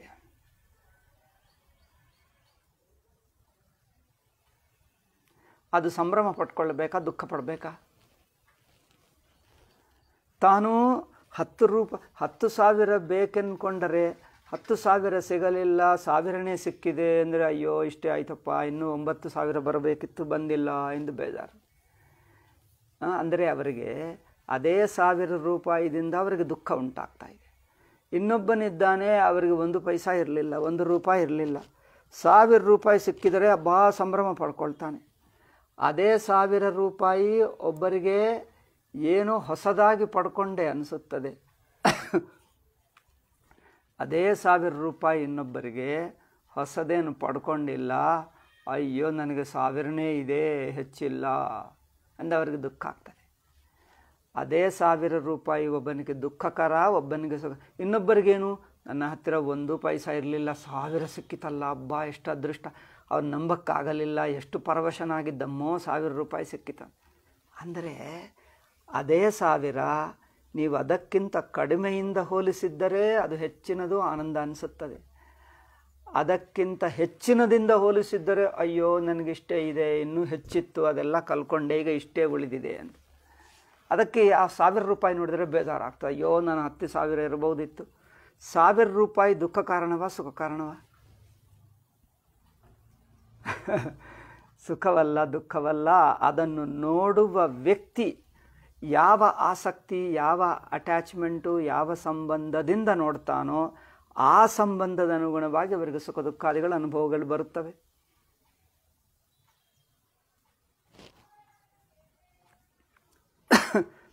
ಆದ್ದರಿಂದ ಆನಂದ ಎಂಬುದು ಅನಾಯಾಸ ಸ್ಥಿತಿ, ಕೃತಕ ಅಲ್ಲ, ಪಡ್ಕೊಂಡಿದ್ದಲ್ಲ, ಪ್ರಯತ್ನದಿಂದ ತಂದುಕೊಂಡಿದ್ದಲ್ಲ. ಇವು ಏನು ಮಾಡು ಏನು ಬಿಡು, ಆತ್ಮ ಇರುವುದೇ ಹಾಗೆ ಸಹಜವಾಗಿ ಸ್ವತಃಸಿದ್ಧವಾಗಿದೆ. ಆದ್ದರಿಂದ ಆ ಭೋಕ್ತೃತ್ವಂ ಅಂದರೆ ಪಡ್ಕೊಂಡಿರುವ ಅನುಭವ ಅಲ್ಲ, ಸಹಜವಾಗಿರುವ ಅನುಭವ. ತಾನೇ ತಾನಾಗಿದ್ದಾನೆ, ಹಿಂಗಷ್ಟೇ, ಏನಿಲ್ಲ. ಇದನ್ನು ಸ್ವಾಭಾವಿಕ ಸ್ಥಿತಿಯನ್ನು ಏನು ಹೇಳ್ತಾ ಇದ್ದಾರೆ? ಆತ್ಮಕ್ಕೆ ಭೋಕ್ತೃತ್ವವಿಲ್ಲ. ಆತ್ಮಕ್ಕೆ ಭೋಕ್ತೃತ್ವವಿಲ್ಲ ಅಂದರೆ ಏನು? ದುಃಖವೂ ಆಯಾಸವೇ. ಸುಖದಲ್ಲಿ ಒಂದು ಚೂರು ಆಯಾಸ ಇದೆ, ಗೊತ್ತಾ? ದುಃಖವೂ ಆಯಾಸ ರೂಪವೇ. ಅದಕ್ಕೋಸ್ಕರನೇ ದುಃಖ ಬಂದಾಗ ಬೇಡ ಅನಿಸುತ್ತದೆ, ಬಾ ಬಾ ಬಾ ಟೆನ್ಷನ್ ಬಂತು, ಬೇಡ ಬೇಡ ಅನಿಸುತ್ತದೆ. ಸುಖ ಬಂದರೆ ಅದರಲ್ಲಿ ಒಂದು ಚೂರು ಆಯಾಸ ಇರುತ್ತದೆ. మరి ಆನಂದ ಅಂದ್ರೇನು? ಆನಂದ ಅಂದರೆ ಆಯಾಸವಿಲ್ಲದೆ ಇರುವುದು ಆನಂದ. ಆಯಾಸದ ರೂಪ ಸುಖ, ಆಯಾಸ ರೂಪ ದುಃಖ. ದುಃಖವೂ ಆಯಾಸವೇ. ಆಯಾಸ ಅಂದರೆ ಸ್ಟ್ರೇನ್. ಸುಖದಲ್ಲಿಯೂ ಒಂದು ಆಯಾಸ ಇದ್ದರೆ ಆ ತರಹ ಸುಖ ಅನುಭವಿಸುವವನು, ಆ ತರಹ ದುಃಖ ಅನುಭವಿಸುವವನು ಜೀವ ಅಲ್ಲವೇ? ಜೀವ ಅಂದರೆ ಯಾರು? ಜೀವನಿಗೆ ಬರುವ ಆನಂದ ಕೃತಕವಾಗಿ ಬರುತ್ತದೆ, ಹೊಸದಾಗಿ ಬರುತ್ತದೆ, ಹೊರಗಿನಿಂದ ಬರುತ್ತದೆ ಎಂದು ಅನಿಸುವುದು ಇದು ಜೀವದ ಸುಖ. మరి ಆತ್ಮಸುಖ ಹೇಗಿರುತ್ತದೆ? ಆತ್ಮಸ್ವರೂಪವೇ ಆನಂದ. ಅಂದ್ರೇನು? ಜೀವನಿಗೆ ಹೇಗೆ ಆನಂದ ರೂಪ ಅನುಭವ ಹೊರಗಿನಿಂದ ಒಳಗಿನಿಂದ ಬರುತ್ತದೋ, ಹೊರಗೆ ಅಂದರೆ ಹೊರಗಿನ ಮನಿ, ಹಣಗಳು, ವಸ್ತುಗಳು, ವಿಷಯ ಭೋಗಗಳು, ಸೌಕರ್ಯಗಳು, ಕುರ್ಚಿ ಮೇಲೆ ಕೂತಿರುವಕ್ಕೆ ಸೋಫಾ ಸೆಟ್, ಇಂಥದ್ದೆಲ್ಲ ಹೊರಗಿನಿಂದ ವಸ್ತುಗಳು ಬಂದರೆ ಅದು ಜೀವನ ಸುಖ. ಮರಿ ಸಾಕ್ಷಿ ಸುಖ ಅಥವಾ ಆತ್ಮಸುಖ ಯಾವುದು? ಆತ್ಮಸುಖ ಹೊರಗಿನಿಂದ ಬರಲ್ಲ, ಒಳಗೆ ಅಂದರೆ ಮನಸ್ಸಿನ ಸ್ಥಿತಿ. ಮನಸ್ಸಿನ ಸ್ಥಿತಿ ಬದಲಾಯಿಸಿದರೆ ಮನಸ್ಸು ಪ್ರಸನ್ನವಾಗಿ ಆನಂದವಾಗ್ತದೆ. ಆದರೆ ಆತ್ಮಸ್ವರೂಪದಲ್ಲಿ ಮನಸ್ಸಿನಿಂದ ಬರುವ ಸುಖ ಅಲ್ಲ, ಹೊರಗಿನಿಂದ ಬರುವ ಸುಖ ಅಲ್ಲ, ಅದು ತಾನು ಸಹಜವಾಗಿರುವ ಸ್ಥಿತಿ. ಆದ್ದರಿಂದ ಭೋಕ್ತೃತ್ವ ಮೂಲಕ ಸುಖ ದುಃಖಗಳು ಬಂದರೆ ಸುಖ ದುಃಖಗಳ ಅನುಭವವೇ ಭೋಕ್ತೃತ್ವ, ಅದು ಜೀವಭಾವ. ಆ ಭೋಕ್ತೃತ್ವವಿಲ್ಲದ ಅರಿವು ಮಾತ್ರ, ಅದೇ ಆನಂದ. ಅರಿವಿನಲ್ಲಿ ಮತ್ತೆ ಅನೇಕತ್ವವಿಲ್ಲ, ಅದು ಇದು 2 3 4 ಇಲ್ಲ, ಒಂದೇ ಒಂದು ಅಖಂಡವಾಗಿ ಬಂದೇ ಆಗಿ ಎಲ್ಲ ತಾನೇ ತಾನು. ಈ ತರಹ ಭೋಕ್ತೃತ್ವ ರೂಪ ಸುಖ ಬಂದರೆ ಅದು ಜೀವನಿಗೆ, ಆತ್ಮಸ್ವರೂಪಭೂತ ಸುಖ ಬಂದರೆ ಬ್ರಹ್ಮಗೆ. ವ್ಯತ್ಯಾಸ ನೋಡಿ, ಎರಡೂ ಸುಖಗಳೇ. ಇದು ತಾತ್ಕಾಲಿಕ ಸುಖವಲ್ಲ, ಪ್ರಯತ್ನಪೂರ್ವಕ ಸುಖ ಬಂದ ನಂತರನೂ ಮೇಂಟೈನ್ ಮಾಡುವುದಕ್ಕೆ ಪ್ರಯತ್ನ ಬೇಕಾಗ್ತದೆ. ಕೆಲವೊಮ್ಮೆ ನೋಡಿದ್ದೀರಾ, ವೈಕುಂಠಕ್ಕೆ ಹೋಗುವುದಕ್ಕೆ ಪುಣ್ಯ ಬೇಕು, ಹೋದ ನಂತರ ವೈಕುಂಠದಲ್ಲಿ ಮೇಂಟೈನ್ ಆಗಿರಬೇಕಂದ್ರೆ ಏನೋ ಒಂದು ಭಗವತ್ ಸೇವಾ ಮಾಡುತ್ತಾ ಇರಬೇಕು. ಭಗವತ್ ಸೇವಾ ಮಾಡದೇ ಇದ್ದರೆ ಜನರು ಬಂದು ಹೇಳ್ತಾರೆ, ಏನಪ್ಪ ಏನು ಮಾಡ್ತಾ ಇಲ್ಲಿ ಕೆಲಸ ಮಾಡು ಅಂತ ಹೇಳ್ತಾರೆ. ನಾನು ಮಾಡಲ್ಲ, ಏಕೆ ಬಂದಿದ್ದು, ಹೋಗೋ ಅಂದು ಭೂಲೋಕಕ್ಕೆ ಹೋಗೋ ಅಂತ ಕಳಿಸಿಬಿಡ್ತಾರೆ. ಅಂದರೆ ಮನುಷ್ಯ ಜನ್ಮ ಮತ್ತೊಂದು ಜನ್ಮ ಪಡ್ಕೊಳ್ತಾನೆ, ಸಹಜ ಸ್ಥಿತಿಯಲ್ಲ. ಜೀವನದು ಸುಖ ಅನುಭವ ಆಗಲಿ ದುಃಖ ಅನುಭವ ಆಗಲಿ ಕೃತಕ, ಹೊರಗಿನಿಂದ ಬಂದಿದ್ದೇ. ಅಂದರೆ ಮಾನಸಿಕ ಸ್ಥಿತಿ ಅಂತ ಅರ್ಥ. ಹೊರಗಿನಿಂದ ಬಂದಿದ್ದಂದರೆ ಏನು? ಮಾನಸಿಕ ಸ್ಥಿತಿ. ಮಾನಸಿಕ ಸ್ಥಿತಿರೂಪ ಅನುಭವ ಬೇರೆ. ಮಾನಸಿಕ ಸ್ಥಿತಿ ಮನಸ್ಸಿನ ಅವಸ್ಥಾರೂಪ ಆನಂದ ಬೇರೆ, ಆತ್ಮಾನಂದ ಬೇರೆ. ಮನಸ್ಸಿನ ಅವಸ್ಥಾರೂಪ ಆನಂದ ಹೊರಗಿನಿಂದ ಬರುತ್ತದೆ, ಪ್ರಯತ್ನದಿಂದ ಬರುತ್ತದೆ. ಇದು ಹೊರಗಿನಿಂದ ಬಂದಿದ್ದಲ್ಲ, ಪ್ರಯತ್ನವೂ ಇಲ್ಲ, ಅದೇ ಆನಂದ. ಆನಂದ ಅಂದರೆ ಅಪ್ರಯತ್ನವೇ ಆನಂದ, ಯಾವ ಆಯಾಸವಿಲ್ಲದಿರುವಿಕೆ ಆನಂದ. ಆದ್ದರಿಂದ ಭೋಕ್ತೃತ್ವವು ಜೀವಭಾವ, ಆನಂದವು ಬ್ರಹ್ಮಸ್ವರೂಪ. ಭೋಕ್ತೃತ್ವವು ಜೀವಭಾವ ಆದರೆ ಆನಂದ ಬ್ರಹ್ಮಸ್ವರೂಪ. ಭೋಕ್ತೃತ್ವಕ್ಕೆ ಆನಂದಕ್ಕೆ ವ್ಯತ್ಯಾಸವೇನು? ಕೃತಕವಾಗಿ ಬಂದಿರುವ ಸುಖ ಭೋಕ್ತೃತ್ವ ಆಗುತ್ತದೆ, ವಿಕಾರಗೊಳ್ಳುತ್ತದೆ. ಆ ವಿಕಾರಗಳು ಹೊಸದಾಗಿ ಪಡ್ಕೊಳ್ಳುವುದು ಅಥವಾ ಕಂಪ್ಯಾರಿಟಿವ್ ಗ್ರೇಟ್ನೆಸ್, ಇನ್ನೊಬ್ಬರಿಂದ ಹೋಲಿಸಿ ಇದು ಬೆಟರ್ ಹೇಳ್ತಾರೆ. ಹಾಗೆ ಸಾಪೇಕ್ಷವಾಗಿ ಬಂದಿದ್ದು ಜೀವಭಾವ. ಆವಾಗ ನಿರಪೇಕ್ಷವಾಗಿರುತ್ತದೆ, ಯಾವ ಪ್ರಯತ್ನವಿಲ್ಲದ ಅಪ್ರಯತ್ನವಾಗಿದ್ದದ್ದೇ ಆನಂದ. ಏಕೆ? ಅಪ್ರಯತ್ನದಲ್ಲಿ ಆಯಾಸವಿಲ್ಲ, ಆಯಾಸವಿಲ್ಲದಿರಕ್ಕೇನೆ ಆನಂದ. ಆನಂದವಿರುವಾಗ ಮತ್ತೆ ಆಯಾಸ ಮಾಡಲ್ಲ. ಆನಂದ ಪಡ್ಕೊಂಡ ನಂತರ ಪ್ರಯತ್ನ ಮಾಡಿದರೆ ಅದೇನು ಆನಂದ ಹೋಗುತ್ತದೆ. ಆದ್ದರಿಂದ ಆತ್ಮದ ಆನಂದ ಸ್ವರೂಪವಾಗುವುದರಿಂದ ಅದು ಹೊರಗಿನಿಂದ ಬರುವುದಲ್ಲ, ಯಾವುದೋ ಪ್ರಯತ್ನದಿಂದ ಹೋಗುವುದಲ್ಲ. ಬಂದಿದ್ದನ್ನು ಇಟ್ಕೊಳ್ಳುವುದಕ್ಕೆ ಆಯಾಸ ಪಡಬೇಕಾಗಿಲ್ಲ. ಬಂದಿದ್ದನ್ನು ರಿಟೇನ್ ಮಾಡಿಕೊಳ್ಳಬೇಕು ಎಂದು ಪ್ರಯತ್ನ ಮಾಡಿದರೆ ಮತ್ತೆ ಆಯಾಸ ಆಗುತ್ತೆ. ಅದು ಆಯಾಸ ಸಹಜ ಆನಂದ ಅಲ್ಲ, ಆತ್ಮಸ್ವರೂಪ ಆನಂದ ಅಲ್ಲ. ಆತ್ಮಸ್ವರೂಪ ಆನಂದ ಅಂದ್ರೇನು? ಯಾವ ಹೊರಗಿನದಾಗಲೂ ಒಳಗಿನದಾಗಲಿ ಒತ್ತಡ ಇಲ್ಲ. ತಾನು ಇದು ಹೊಸದಾಗಿ ಪಡ್ಕೊಂಡಿದ್ದಲ್ಲ, ಎಂದಿಗೂ ಇರುವುದೇ ಹಾಗೆ. ಆ ಇರುವುದೇ ಹಾಗೆ ಅಷ್ಟೇ, ಅದು ಹಾಗಿರುತ್ತದೆ, ತಾನೇ ತಾನು ಸ್ವತಃಸಿದ್ಧ ಇರುತ್ತದೆ, ಆಯಾಸವಿಲ್ಲದೆ ಆನಂದವಾಗಿರುತ್ತೆ. ಆದ್ದರಿಂದ ಅದು ಬ್ರಹ್ಮಭಾವ. ಜೀವಭಾವ ಬ್ರಹ್ಮಭಾವ ಎರಡೇನಲ್ಲ. ಬ್ರಹ್ಮಭಾವದ ವಿಕೃತಿ ಜೀವ, ಕಲ್ಪಿತ ಜೀವ. ಆ ಕಲ್ಪಿತತ್ವ ಬಿಟ್ಟರೆ ಸಹಜ ಸ್ಥಿತಿ ಬ್ರಹ್ಮ ಅಷ್ಟೇ. ಆದ್ದರಿಂದ ನಾವು ಮನಸ್ಸಿನ ಮೂಲಕ ನಮ್ಮನ್ನು ನೋಡಿಕೊಂಡರೆ ಜೀವಭಾವ ತೋರ್ತದೆ. ನಮ್ಮನ್ನು ನಾವು ಹೇಗೆ ನೋಡ್ತೀವಿ, ಹೇಗೆ ತಿಳ್ಕೊಳ್ತೀವಿ? ಮನಸ್ಸಿನ ಮೂಲಕ ತಿಳ್ಕೊಳ್ತೀವಿ. ಇಂದ್ರಿಯಗಳನ್ನು ಸೇರಿಸಿ ತಿಳ್ಕೊಳ್ತೀವಿ. ದೇಹವನ್ನು ಸೇರಿಸಿ ನಾನಿಂಥವನು, ಹೀಗಿದ್ದೇನೆ ಅನ್ನಿಸ್ತಾನೆ. ದೇಹವನ್ನು ಪಕ್ಕಕ್ಕಿಡು. ಏಕೆ? ದೇಹ ನಿನ್ನ ಅರಿವಿನಲ್ಲಿಲ್ಲ, ಅಂದರೆ ನಿಮ್ಮ ಅರಿವಿನ ಸ್ವರೂಪವಲ್ಲ. ಅರಿವಿಗೆ ಹೊರಗೆ ಇದೆ, ಅರಿವಿನಲ್ಲಿ ತೋರುತ್ತದೆ ಹೊರತು ಅರಿವಲ್ಲ. ಅದರಿಂದ ಆ ಅರಿವಾಗಿದ್ದರೆ ದೇಹವಿದೆಯೋ ಇಲ್ಲವೋ ಮರೆತು ಹೋಗಬಹುದು. ಯಾವುದು ನೀವು ಮರೆತು ಹೋಗಬಹುದೋ ಅದು ನೀನಲ್ಲ. ದೇಹದ ಅರಿವು, ನಾನು ಇಂಥವನು ಇಲ್ಲಿ ಕುಳಿತಿದ್ದೇನೆ, ಇದು ಎಂದಿಗಿರುತ್ತದೆ? ಕೆಲವು ಜಪದಲ್ಲಿ, ಧ್ಯಾನದಲ್ಲಿ, ಅಥವಾ ಕೆಲವು ಪೂರ್ವಜನ್ಮ ಸಂಸ್ಕಾರದಲ್ಲಿ ಕೆಲವು ಅನುಭವಗಳು ಬರುತ್ತವೆ, ಅಲ್ಲಿ ಯಾವುದಿಲ್ಲ. ಅಂದರೆ ಹೊರಗಿನಿಂದ ಬಂದಿದ್ದಲ್ಲ ಆನಂದ, ತನ್ನ ಸಹಜ ಸ್ಥಿತಿ. ಹೀಗೆ ಭೋಕ್ತೃತ್ವದಲ್ಲಿ ಆಯಾಸ ಸಮೇತ ಸುಖವಾದರೆ ಅದು ಜೀವಭಾವ. ಯಾವ ಆಯಾಸವಿಲ್ಲ, ತಾನೇ ತಾನು ಸ್ವತಃಸಿದ್ಧವಾಗಿದೆ, ಅದು ಬ್ರಹ್ಮಾನಂದ, ಅದು ಆತ್ಮಸ್ವರೂಪ.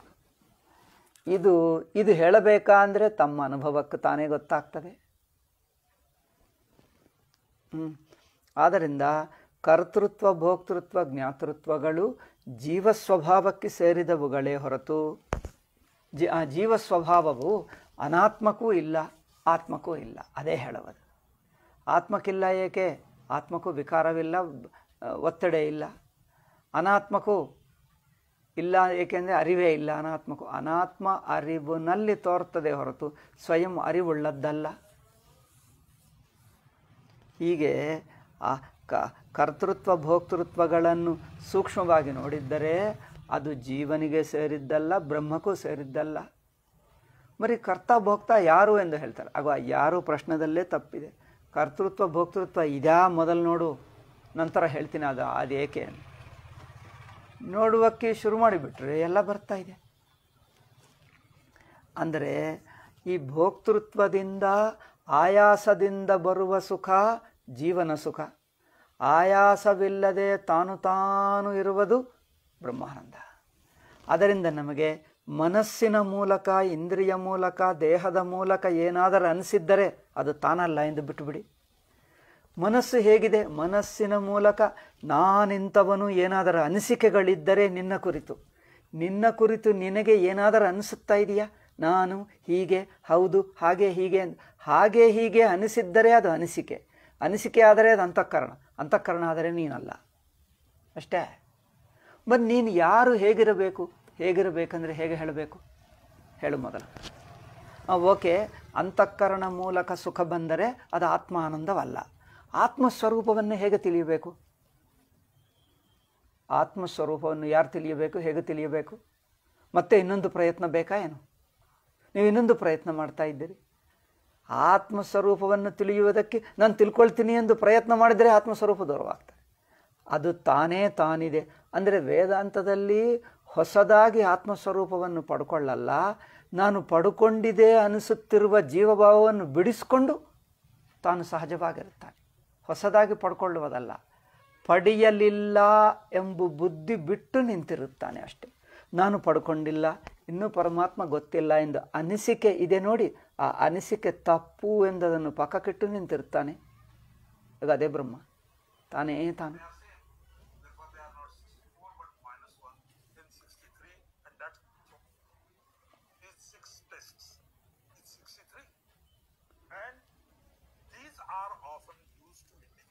Which kind of a rasa is being prepared, either for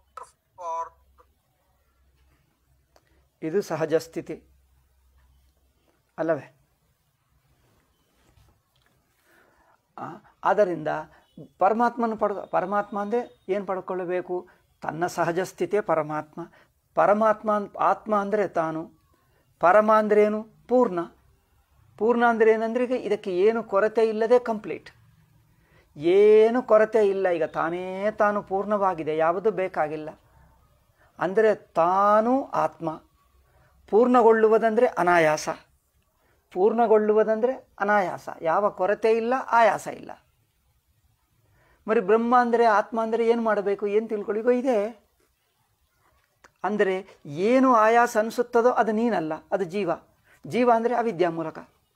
ನಿಮಗೆ ಆಯಾಸ ಅನಿಸುತ್ತಾ ಇದೆ, ಏನೇನೋ ಅನಿಸುತ್ತಾ ಇದೆ, ಏನೋ ಕೊರತೆ ಅನಿಸುತ್ತಾ ಇದೆ, ಅದು ನೀನಲ್ಲ ಅಷ್ಟೇ. ನೀವು ಕೊರತೆ ಅಂದರೆ ಜೀವಭಾವ, ಭೋಕ್ತೃತ್ವ ಭಾವ. ಅಯ್ಯೋ ನನಗಿದೆ, ನಿಮಗೆ ಏನೇನು ಕಂಪ್ಲೇಂಟ್ ಅನಿಸುತ್ತದೋ ನಿನ್ನ ಕುರಿತು ನಿನಗೆ ಅಯ್ಯೋ ನಾನು ಹಾಗಿದ್ದೇನೆ, ಅಯ್ಯೋ ನಾನು ಹೀಗಿದ್ದೆ, ನೀನು ಹಾಗೆ ಹೀಗೆ ಎಂದು ಹೆಸರಿಟ್ಟು ಮನಸ್ಸಿನಿಂದ ನಿನ್ನ ಕುರಿತು ನಿನಗೆ ಒಂದು ಅನಿಸಿಕೆ ಆದರೆ ಅದು ಜೀವಭಾವ. ನಿನ್ನ ಕುರಿತು ನಿನಗೆ ಯಾವ ಅನಿಸಿಕೆ ಆಗಲ್ಲ. ಅಷ್ಟು ಇಷ್ಟು ಹಾಗೆ ಹೀಗೆ ಹೆಚ್ಚು ಕಡಿಮೆ ಏನೂ ಅನಿಸಲ್ಲ. ತಾನಿರುವುದೇ ಇರುವುದು. ಇರುವಿಕೆ ಕುರಿತು ಇನ್ನೊಂದು ಏನೂ ಅನಿಸಬಾರದು. ಏನೋ ಅನಿಸಿದರೆ ಅದು ಜೀವ ಆಗಿಬಿಡ್ತದೆ. ಏಕೆ? ಅದು ವಿಷಯ ಆಗಿಬಿಡ್ತದೆ. ಆತ್ಮ ಕುರಿತು ಏನು ಅನಿಸಲ್ಲ. ತಾನೇ ತಾನಿರುವುದು, ಸಹಜವಾಗಿರುವುದು, ಆನಂದವಾಗಿರುವುದು. ಆಗ ಅದೇ ಬ್ರಹ್ಮ. ಆದ್ದರಿಂದ ಬ್ರಹ್ಮಕ್ಕೆ ಏನು ಮಾಡಬೇಕು? ನೀವು ಮಾಡಿದ್ದರೆ ಜೀವ ಬ್ರಹ್ಮ ತಾನೇ ಇರುತ್ತದೆ. ನೀವೇನು ಮಾಡಬೇಕಾಗಿಲ್ಲ. ನಾನು ಬ್ರಹ್ಮ ಆಗಬೇಕು, ಅದ್ಗೋ ನೀವು ಆಗ್ತೀವಿ ಅಂದರೆ ಜೀವನೇ ಆಗಿಬಿಡ್ತೀವಿ. ಆ ಆಗುವುದೇ ಜೀವಭಾವ. ಅಂದರೆ ಏನು? ಒಂದು ವಿಕಾರ ಆಗುತ್ತಾ ಇದೆ, ಪರಿವರ್ತನೆ ಆಗ್ತಾ ಇದೆ. ಏನೋ ಆಗುತ್ತೇನೆ ಅಂದರೆ ಜೀವಭಾವ. ನಾನು ಹಾಗಿದ್ದೇನೆ ಹೀಗಿದ್ದೇನೆ, ಅಯ್ಯೋ ನನಗೆ ಸರಿಯಾಗಿಲ್ಲ ಎಂದು ಅನಿಸಿದ್ದರೆ, ಏನೋ ಕೊರತೆ ಅನಿಸಿದ್ದರೆ ಅದು ಜೀವಭಾವ. ನಿಮಗೆ ಏನೂ ಅನಿಸಲಿಲ್ಲ ಅಂದರೆ ಏನೂ ಅಳತೆ ಇಲ್ಲದೆ ಅನಿಸುತ್ತದೆ. ಈ ಅನಿಸಿಕೆ ಏನೂ ಅಳತೆ ಇಲ್ಲ. ಅಷ್ಟು ಇಷ್ಟು ಹೆಚ್ಚು ಕಡಿಮೆ ಹೌದು ಏನಿಲ್ಲ. ತಾನೇ ತಾನು ಸಹಜವಾಗಿ ಅನಾಯಾಸವಾಗಿದೆ. ಸಹಜವಾಗಿರುವುದು ಅನಾಯಾಸ. ಅನಾಯಾಸವೇ ಬ್ರಹ್ಮ. ಈಗ ಪರಮಾತ್ಮನನ್ನು ಹೇಗೆ ತಿಳ್ಕೊಳ್ಳಬೇಕು? ಪರಮಾತ್ಮ ಹೇಗಿರುತ್ತಾನೆ? ಪ್ರಶ್ನೆ ಬರ್ತದೆ ನೋಡಿ. ಈ ಪ್ರಶ್ನೆ ಬಂದರೆ ಏನರ್ಥ? ಪರಮಾತ್ಮ ಹೇಗಿರುತ್ತಾನೆ ಅಂದರೆ ಏನು? ಈಗ ಗೊತ್ತಿಲ್ಲವಾ ನಿಮಗೆ ಪರಮಾತ್ಮ? ಗೊತ್ತಿಲ್ಲ ಅಂದರೆ ನೀವು ಮನಸ್ಸು ಹೊರಗೆ ನೋಡ್ತಾ ಇದೆ. ಹೊರಗೆ ನೋಡಿದರೆ ಅದೇ ಪರಮಾತ್ಮ ಅಲ್ಲ.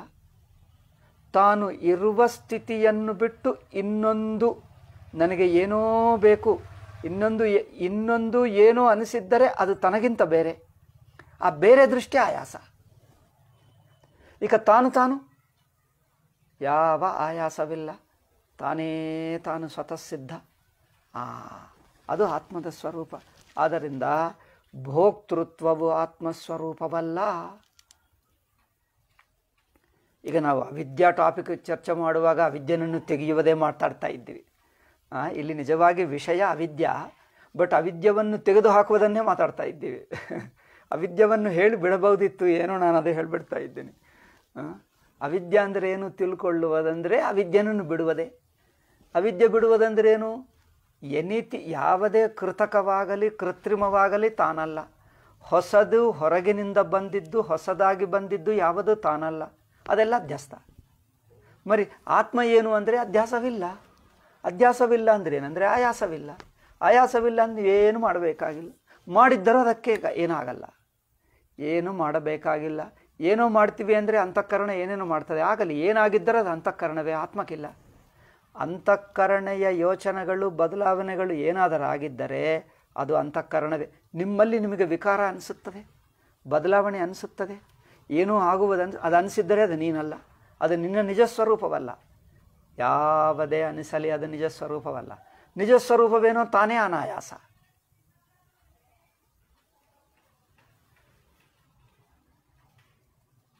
ಇನ್ನೇನು ಮಾಡಬೇಕು? ಅದಿರುವುದೇ ಹಾಗೆ. ಅದೇನು ಮಾಡೋಕ್ಕಾಗಲ್ಲ. ಅದಿರುವುದೇ ತಾನು ಸ್ವತಃ ಸಿದ್ಧ. ಹಾಗೆ ಭೋಕ್ತೃತ್ವವು ಆತ್ಮಕ್ಕಿಲ್ಲ. ಆತ್ಮಕ್ಕಿಂತ ಬಿಡಿಯಾಗಿರುತ್ತದ? ಆತ್ಮಕ್ಕಿಂತ ಬಿಡಿಯ ಅನಾತ್ಮಕ್ಕಿಲ್ಲ. ಅನಾತ್ಮ ಅಂದರೆ ಕಲ್ಪಿತ. ಕಲ್ಪಿತ ಅಂದರೆ ಕಲ್ಪನಕ್ಕೆ ಭೋಕ್ತೃತ್ವ ಹೇಗಿರುತ್ತದೆ? ಅದಕ್ಕೆ ಕಲ್ಪಿತಕ್ಕೆ ಅರಿವಿಲ್ಲವಲ್ಲ, ಅರಿವೇ ಇಲ್ಲ. ಆದ್ದರಿಂದ ಕರ್ತೃತ್ವ ಭೋಕ್ತೃತ್ವ ಜ್ಞಾತೃತ್ವ ಆತ್ಮಕ್ಕೂ ಇಲ್ಲ, ಅನಾತ್ಮಕ್ಕೂ ಇಲ್ಲ. ಮತ್ತೆ ಏನದು ಅಂದರೆ ಸುಮ್ಮನೆ ಅಧ್ಯಾಸ. ಸುಮ್ಮನೆ ಅನಿಸುತ್ತದೆ, ತಲಾಬಾಲ ಇಲ್ಲ. ಅನಿಸುತ್ತದೆ, ಅದೇ ತಪ್ಪು. ಅದಿಲ್ಲವೇ ಇಲ್ಲ. ಅವಿಕ್ರಿಯತ್ವಾದ ಆತ್ಮನಃ ಅಚೇತನತ್ವಾತ್. ಎಷ್ಟು ಚೆನ್ನಾಗಿ ಹೇಳಿದ್ದಾರೆ ಅಬ್ಬಾ. ವೇದಾಂತ ಸಾರ, ವಿಶುದ್ಧ ವೇದಾಂತ ಸಾರ, ವಿಶುದ್ಧ ವೇದಾಂತ ಪರಿಭಾಷೆ ಎಂಬುದು ಈ ಎರಡು ಪುಸ್ತಕಗಳು ಅದ್ಭುತವಾಗಿವೆ. ಇಡೀ ಪ್ರಸ್ಥಾನತ್ರಯ ಸಾರವನ್ನು ಎರಡು ಪುಸ್ತಕದಲ್ಲಿಟ್ಟರು. ಪ್ರಬುದ್ಧಾನಂದ ಸ್ವಾಮಿಗಳಿಗೆ ಪರಿಭಾಷೆ ಅಂದರೆ ಹೆಚ್ಚಿಷ್ಟ ವೇದಾಂತ ಸಾರಕ್ಕಿಂತ. ನಾನು ಹೇಳಿದ್ದೀನಿ ಸ್ವಾಮೀಜಿ ವೇದಾಂತ ಸಾರ ಪರಿಭಾಷೆ ಚೆನ್ನಾಗಿದೆ ಅಂದರೆ ಅದರಲ್ಲಿ ಪರಿಭಾಷೆ ಇನ್ನೂ ಚೆನ್ನಾಗಿದೆ. ಪರಿಭಾಷೆನೇ ಅವ್ರಿಗಿಷ್ಟ. ಅವರದು ಹೇಳುತ್ತಿದ್ದರು. ಆವಾಗ ನಾನು ದಿಲ್ಲಿಯಲ್ಲಿರುವಾಗ, ಯಾವಾಗ 86, ಎಷ್ಟು ವರ್ಷ ಆಯಿತು. ಸೊ ಅವಿಕ್ರಿಯತ್ವಾದ ಆತ್ಮನಃ ಅಚೇತನತ್ವಾತ್ ಅವಿದ್ಯಾ ಪ್ರತ್ಯುಪಸ್ಥಾಪಿತಾನೃತ ಸ್ವಭಾವತ್ವಾತ್ ಚ ಅನಾತ್ಮನಃ. ಈಗ ಅನಾತ್ಮ ಯಾವುದು? ಕಲ್ಪಿತ. ಕಲ್ಪಿತ ಅಂದರೆ ತಾನಲ್ಲ ಎಂದರ್ಥ. ಕಲ್ಪಿತ ಅಂದರೆ ಏನು? ತಾನಲ್ಲ, ತನಗಿಲ್ಲ. ತಾನಲ್ಲ, ತನಗಿಲ್ಲ, ಇನ್ನೇನು? ಇನ್ನೇನು ತಾನೇ ಅಲ್ಲ. ಏಕೆ ಅಂಟಿಸ್ಕೊಳ್ಳುವುದು? ತಾನಲ್ಲವೇ ಅಲ್ಲ. ನಿನಗೆ ದುಃಖ ಇದೆಯಾ? ದುಃಖ ನೀನಲ್ಲ. ಆ ನೀನಲ್ಲದ್ದನ್ನು ನೀನು ಅಂದ್ಕೊಳ್ಳುವುದರಿಂದ ದುಃಖ ಆಗ್ತಾ ಇದೆ. ಅದು ನೀನಲ್ಲ, ಅದು ಬಿಡು. ಏನೋ ಆಯಾಸ ಇದೆ, ಅದು ನೀನಲ್ಲ, ಬಿಡು. ಬಿಡು ಅಂದ್ರೇನು? ಅದು ನೀನಲ್ಲ ಎಂದು ತಿಳ್ಕೊ. ನೀನು ಯಾರು? ಯಾವ ಕಂಪ್ಲೇಂಟ್ ಇಲ್ಲದೆ ನೀನು. ನಿನ್ನ ಕುರಿತು ನಿನಗೆ ಯಾವ ಕಂಪ್ಲೇಂಟ್ ಇಲ್ಲದಿದ್ದರೆ ಅದು ನಿನ್ನ ಸ್ವರೂಪ. ನಿನಗೆ ಅಯ್ಯೋ ಸರಿಯಾಗಿಲ್ಲ ಅನಿಸಿದ್ದರೆ ಅದು ನೀನಲ್ಲ. ನಿಮಗೆ ಯಾವುದು ಇಷ್ಟವಿಲ್ಲವೋ ನೀನಲ್ಲ, ಯಾವುದು ಇಷ್ಟವೋ ಅದೇ ನೀನು. ನಾನು ಅನಾಯಾಸವಾಗಿ ಆನಂದವಾಗಿರುವುದು ಅದೇ ನೀನು. ನನಗೇನೋ ಏನೋ ಆಯಾಸವಿದೆ, ದುಃಖ ಇದೆ, ಅದು ನೀನಲ್ಲ. ಏಕೆ? ಆಯಾಸ, ದುಃಖ, ಪ್ರಯತ್ನ ಅಂದರೆ ಒತ್ತಡೆ ಅಂದರೆ ಸಹಜ ಅಲ್ಲ. ಸಹಜವಲ್ಲದಿದ್ದರೂ ತಾನಲ್ಲ. ನೋಡಿ ಎಷ್ಟು ಚೆನ್ನಾಗಿದೆ. ಸಹಜವಲ್ಲ ಅಂದರೆ ತಾನಲ್ಲ, ಅದರಿಂದ ತಾನೇ ತಾನು. ಯಾವುದು ಆನಂದವೋ ತಾನೇ ಇರುತ್ತದೆ. ನೀವೇ ಅದರಿಂದ ಆನಂದಕ್ಕೆ ಯಾರೂ ಪ್ರಯತ್ನ ಮಾಡಬೇಕಾಗಿಲ್ಲ. ಆನಂದಕ್ಕೋಸ್ಕರ ಯಾರು ಏನು ಪ್ರಯತ್ನ ಮಾಡಬೇಕಾಗಿಲ್ಲ. ತಾನಿರುವುದೇ ಆನಂದ. ನೀವು ಪಡ್ಕೊಂಡರೆ, ಹೊಸದಾಗಿ ತರಿಸ್ಕೊಂಡರೆ, ಪಡ್ಕೊಂಡರೆ ಅದು ನೀನಲ್ಲ. ಏಕೆ? ಅದು ಆಯಾಸ ರೂಪ ಆನಂದ.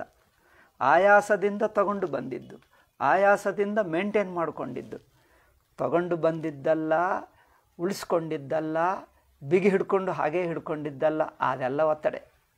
ಅದು ಅನಾಯಾಸ ಅಲ್ಲ. ಅನಾಯಾಸವು ತಾನೇ ಇರುತ್ತದೆ, ತಾನೇ ತಾನು. ನೀವೇನು ಮಾಡಿದರೂ ಹೋಗಲ್ಲ.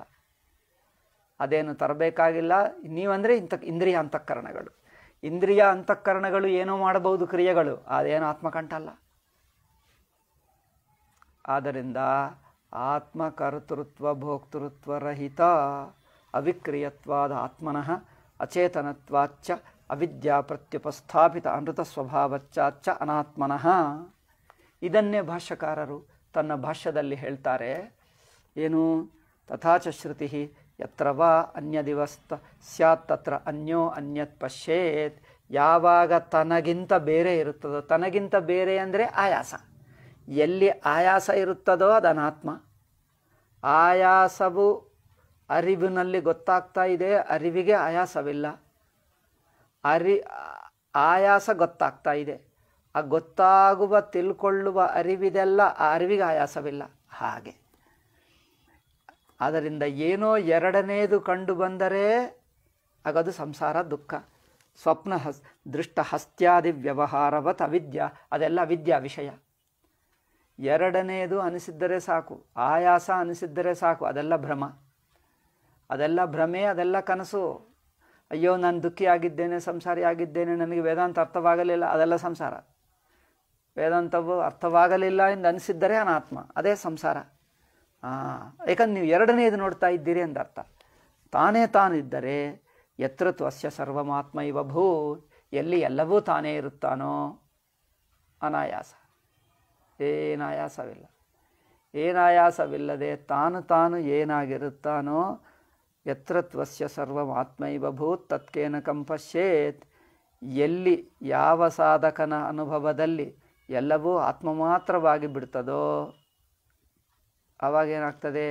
ಅವರಿಗೆ ಎರಡನೇದಿಲ್ಲ, ಒಳ್ಳೆಯದಿಲ್ಲ, ಕೆಟ್ಟದಿಲ್ಲ, ಆಯಾಸ ಇಲ್ಲ, ಪ್ರೆಷರ್ ಇಲ್ಲ, ಯಾವುದಿಲ್ಲ, ಸಹಜವಾಗಿರ್ತಾನೆ. ಅದರಿಂದ ಪರಮಾತ್ಮ ಎಲ್ಲಿ ಹೇಗಿರುತ್ತಾನೆ ಅದು ಹೇಳಬೇಕಾ? ಸಹಜವಾಗಿರು. ಅದೇ ಮನಸ್ಸು ಏತೋ ಊಹಿಸ್ಕೊಂಡು ಏನೋ ಮಾಡೋದು ಬಿಡಿ, ಜಸ್ಟ್ ಇದ್ದಾನೆ ಅಷ್ಟೇ. ಆ ಇರುವಿಕೆನೇ ಬ್ರಹ್ಮ ಇದ್ದಾನಲ್ಲ. ಹೇಗಿದ್ದಾನೆ ಅದು ಅನಾವಶ್ಯಕ ಪ್ರಶ್ನೆ. ನಿಮಗೆ ಇರುವುದೇ ಆನಂದ ಎಂದು ಹೇಳಿದಾಗ ಮತ್ತೆ ಹೇಗಿದ್ದಾನೆ ಅಂದರೆ ಇರುವುದೇ ಆನಂದ, ಇನ್ನೇನು ಇರುವುದೇ ಅನಾಯಾಸ. ಅದರಿಂದ ಇರುವಿಕೆ ಮಾತ್ರ ನೋಡಿ. ಇತ್ಯಾದಿನಾಚ ವಿವೇಕಿನಃ ಕರ್ತೃತ್ವಾದಿ ವ್ಯವಹಾರಾಭಾವನ್ ದರ್ಶಯತಿ. ನೋಡಿ, ಆತ್ಮಗೆ ಕರ್ತೃತ್ವಾದಿಗಳಿಲ್ಲ ಎಂಬುದು ತೋರಿಸ್ತಾ ಇದೆ. ಸೇಯಂ ಅವಿದ್ಯಾಪಿ ಅವಿದ್ಯಾ ದೃಷ್ಟಿಯೈವ. ಈ ಅವಿದ್ಯೆಯು ಅವಿದ್ಯ ದೃಷ್ಟಿಯಲ್ಲೇ ಇದೆ ಹೊರತು ತಾನಾಗಿಲ್ಲ. ಸ್ವಾತ್ಮನ್ಯಧ್ಯಸ್ಥ, ಆತ್ಮದಲ್ಲಿ ಅಧ್ಯಸ್ಥ ಇದೆ ಎಂದು ಅನಿಸಿತ್ತು ಅಧ್ಯಸ್ಥ ದೃಷ್ಟಿಗೆ. ಆತ್ಮನಲ್ಲಿ ಅಧ್ಯಾಸವಿದೆ ಎಂದು ಅನಿಸುವುದು ಅಧ್ಯಾಸ ದೃಷ್ಟಿಗೆ ಅನಿಸುತ್ತದೆ. ಆತ್ಮದೃಷ್ಟಿಗೆ ಅದು ಇಲ್ಲ. ಸುಷುಪ್ತಿ ದೃಷ್ಟಿಗೆ ಅಧ್ಯಾಸವೇ ಇಲ್ಲ. ಎಚ್ಚರದಲ್ಲಿರುವಾಗ ಅಧ್ಯಾಸ ಅನಿಸುತ್ತದೆ. ಸುಷುಪ್ತಿಗೆ ಎಚ್ಚರವೂ ಇಲ್ಲ, ಎಚ್ಚರವೂ ಇಲ್ಲ ಎಂದು ಅನಿಸುವುದಿಲ್ಲ. ಆ ಅನಿಸಿಕೆನೇ ಇಲ್ಲ. ಎಚ್ಚರವು ಇದೇ ಆಗಲಿ ಇಲ್ಲ ಆಗಲಿ ಎರಡು ಥಾಟ್ಗಳಿಲ್ಲ, ತಾನೇ ತಾನು. ನತಯಾ ಸ್ಥಿತಯಾ ವಸ್ತುತಃ ಏವ ಅವಿದ್ಯಾವತ್ವಂ ತೇಷಾಂ. ಅದರಿಂದ ಆತ್ಮ ಆಗಿರುವಾಗ ಅದಕ್ಕೆ ಯಾವ ಅವಿದ್ಯೆ ಇಲ್ಲ.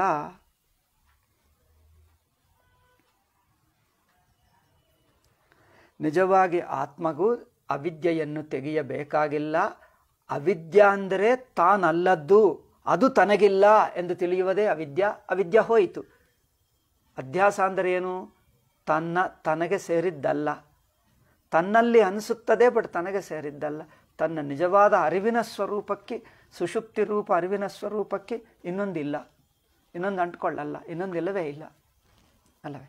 ಹಾಗೆ ಇರುವ ಸಹಜ ಸ್ಥಿತಿ ತಾನೇ ಇರುತ್ತದೆ. ನಚತಯ ವಿದ್ಯೆಯ ನಿವರ್ತಿತ. ಅದರಿಂದ ಅವಿದ್ಯದಿಂದ ಆತ್ಮಕ್ಕೆ ಸಂಸಾರ ಬಂದಿಲ್ಲ, ಅಂದರೆ ಆತ್ಮಕ್ಕೆ ಅಧ್ಯಾಸ ಆಗಲಿಲ್ಲ. ವಿದ್ಯೆದಿಂದ ಏನೂ ಹೊರಟೋಗಲ್ಲ. ಆತ್ಮಕ್ಕೆ ಅವಿದ್ಯ ಅಂದರೆ ಅಧ್ಯಾಸ. ಆತ್ಮಕ್ಕೆ ಅಧ್ಯಾಸ ಆಗಲಿಲ್ಲ ನಿಜವಾಗಿ ಎಂದರ್ಥ. ಆತ್ಮಕ್ಕೆ ಅಧ್ಯಾಸವಾಗಲಿಲ್ಲ, ಅದು ಜ್ಞಾನದಿಂದೇನೂ ಹೊರಟೋಗುವುದಿಲ್ಲ. ಅಂದರೇನು? ಆ ವಿದ್ಯೆ ಆತ್ಮಕ್ಕೆ ಇರುವುದು ಎಂಬುದೇ ಇಲ್ಲ. ಆತ್ಮ ತಾನೇ ತಾನು. ತನಗೆ ಇನ್ನೊಂದು ಅನಿಸುವುದೇ ಅಧ್ಯಾಸ. ಅನಿಸುವುದೇ ಇಲ್ಲ, ಇನ್ನೊಂದೆನ್ನುವುದೇ ಅನಿಸಲ್ಲ, ಆಯಾಸನೇ ಇಲ್ಲ, ಅವಶ್ಯವೇ ಇಲ್ಲ. ಅದು ಆತ್ಮನ ಸಹಜ ಸ್ಥಿತಿ. ಆ ಸಹಜ ಸ್ಥಿತಿಗೆ ಅವಿದ್ಯೆ ಇರುತ್ತದೆ ಹೋಗುತ್ತದೆ ಎಂದು ಹೇಳುವುದು ತಪ್ಪು. ಅದು ಪ್ರಕ್ರಿಯಾಕ್ಕೋಸ್ಕರ, ಟೀಚಿಂಗ್ಗೋಸ್ಕರ ಅವಿದ್ಯೆ ಇದ್ದಂತೆ ಒಪ್ಪುಕೊಂಡು ಅದು ಹೇಗಿಲ್ಲವೋ ಎಂದು ಗುರುಗಳು ತೋರಿಸ್ತಾರೆ. ಮತ್ತು ನೀವು ಮೊದಲು ಒಪ್ಪಿಕೊಂಡಿದ್ದೀರಿ ಅಂದರೆ ಹೇಗಿಲ್ಲ ಎಂದು ತಿಳಿಸುವುದಕ್ಕೆ ಒಪ್ಪಿಕೊಂಡಿದ್ದು. ಅದರಿಂದ ವಿದ್ಯೆನೇ ಇಲ್ಲ, ಎಲ್ಲಿಗೂ ವಿದ್ಯೆನೇ ಇದೆ. ಇದು ಎಲ್ಲಿಗೂ ಆತ್ಮಸ್ವರೂಪವೇ ಇದೆ. ಅತ ಏವ ಮುಕ್ತಂ ಭಾಷ್ಯಕಾರೈ ಏವಮಯಂ ಮನಾದಿರನಂತೋ ನೈಸರ್ಗಿಕೋ ಅಧ್ಯಾಸ ಮಿಥ್ಯಾ ಪ್ರತ್ಯಯರೂಪ ಕರ್ತೃತ್ವ ಭೋಕ್ತೃತ್ವ ಪ್ರವರ್ತಕ ಸರ್ವಲೋಕ ಪ್ರತ್ಯಕ್ಷ. ಈ ಅಧ್ಯಾಸ ಎಲ್ಲರಿಗೆ ಅನುಭವದಲ್ಲಿದೆ. ಪ್ರತ್ಯಕ್ಷ ಅಂದರೆ ಅನುಭವ, ಪರೋಕ್ಷ, ಎಲ್ಲರಿಗೆ ಅನುಭವದಲ್ಲೇ ಇದೆ. ಈ ಅಧ್ಯಾಸ ಅನಾದಿರನಂತಹ. ಇದಕ್ಕೆ ಬಿಗಿನಿಂಗ್ ಇಲ್ಲ, ಎಂಡಿಂಗ್ ಇಲ್ಲ. ಇದಕ್ಕೆ ಯಾವಾಗ ಶುರುವಾಯಿತು ಯಾರು ಹೇಳೋಕ್ಕಾಗಲ್ಲ, ಅಂಥದ್ದೆಲ್ಲವೇ ಇಲ್ಲ. ಅನಂತಹ ನೈಸರ್ಗಿಕ, ಸ್ವಾಭಾವಿಕವಾಗಿ ಅವಿದ್ಯೆಯಲ್ಲಿರುವ ದೃಷ್ಟಿಗೆ ಅವಿದ್ಯೆ ಅನಿಸುತ್ತದೆ. ಅಧ್ಯಾಸದಲ್ಲಿ ಇರುವವನ ದೃಷ್ಟಿಗೆ ಅಧ್ಯಾಸ ಅನಿಸುತ್ತದೆ. ಆ ದೃಷ್ಟಿ ಬಿಡಿಸುವುದಕ್ಕೆ ಉಪದೇಶ. ಬಿಟ್ಟರೆ ಅಯ್ಯೋ ಆ ವಿದ್ಯೆ ನಿನಗಿಲ್ಲಪ್ಪ, ಆ ಅಧ್ಯಾಸ ನಿನಗಿಲ್ಲ, ಏಕೆ ಹಾಕ್ಕೊಂಡು ಹೆದರ್ಕೊಂಡು ದುಃಖ ಪಟ್ಕೊಳ್ತಾ ಇದ್ದೀವಿ? ಮಿಥ್ಯಾ ಪ್ರತ್ಯಯ ರೂಪ ಯುಕ್ತಂಚೈತತು ನಹಿ ಅನಧ್ಯಸ್ತಸ್ಯ ವಸ್ತುನಃ. ಅಯ್ಯೋ, ಇವತ್ತು ಮುಗಿಯುತ್ತದೆ ಅಂದ್ಕೊಂಡೆ. 3 ವಾಕ್ಯಗಳಿವೆ, ಒಂದು ಒಳ್ಳೆಯ ಕೊಟೇಶನ್ ಇದೆ, ಅಧ್ಯಾಸ ಭಾಷ್ಯದ ಲಾಸ್ಟ್ ವಾಕ್ಯ. ಅದು ಸ್ವಲ್ಪ 1-2 ಪಾಯಿಂಟ್ ಚೆನ್ನಾಗಿದೆ. ನೆಕ್ಸ್ಟ್ ಪಾಠದಲ್ಲಿ ಹೇಳೋಣ. ಇವತ್ತು ಸಾಕು, ನಾನು ಲೇಟಾಗೇ ಶುರು ಮಾಡಿದ್ದೀನಿ, ಆದರೂ ಸಾಕು. ಒಂಚೂರು ಪಾಯಿಂಟ್ ಇದೆ, ಸ್ಮಾಲ್ ಪಾಯಿಂಟು, ಅದಕ್ಕೆ ನೆಕ್ಸ್ಟ್ ಹೇಳ್ತೀವಿ. ಓಂ ಶಾಂತಿ ಶಾಂತಿ ಶಾಂತಿ. ಹರಿ ಓಂ ಶ್ರೀ ಗುರುಭ್ಯೋ ನಮಃ. ಹರಿ ಓಂ ತತ್ಸತ್.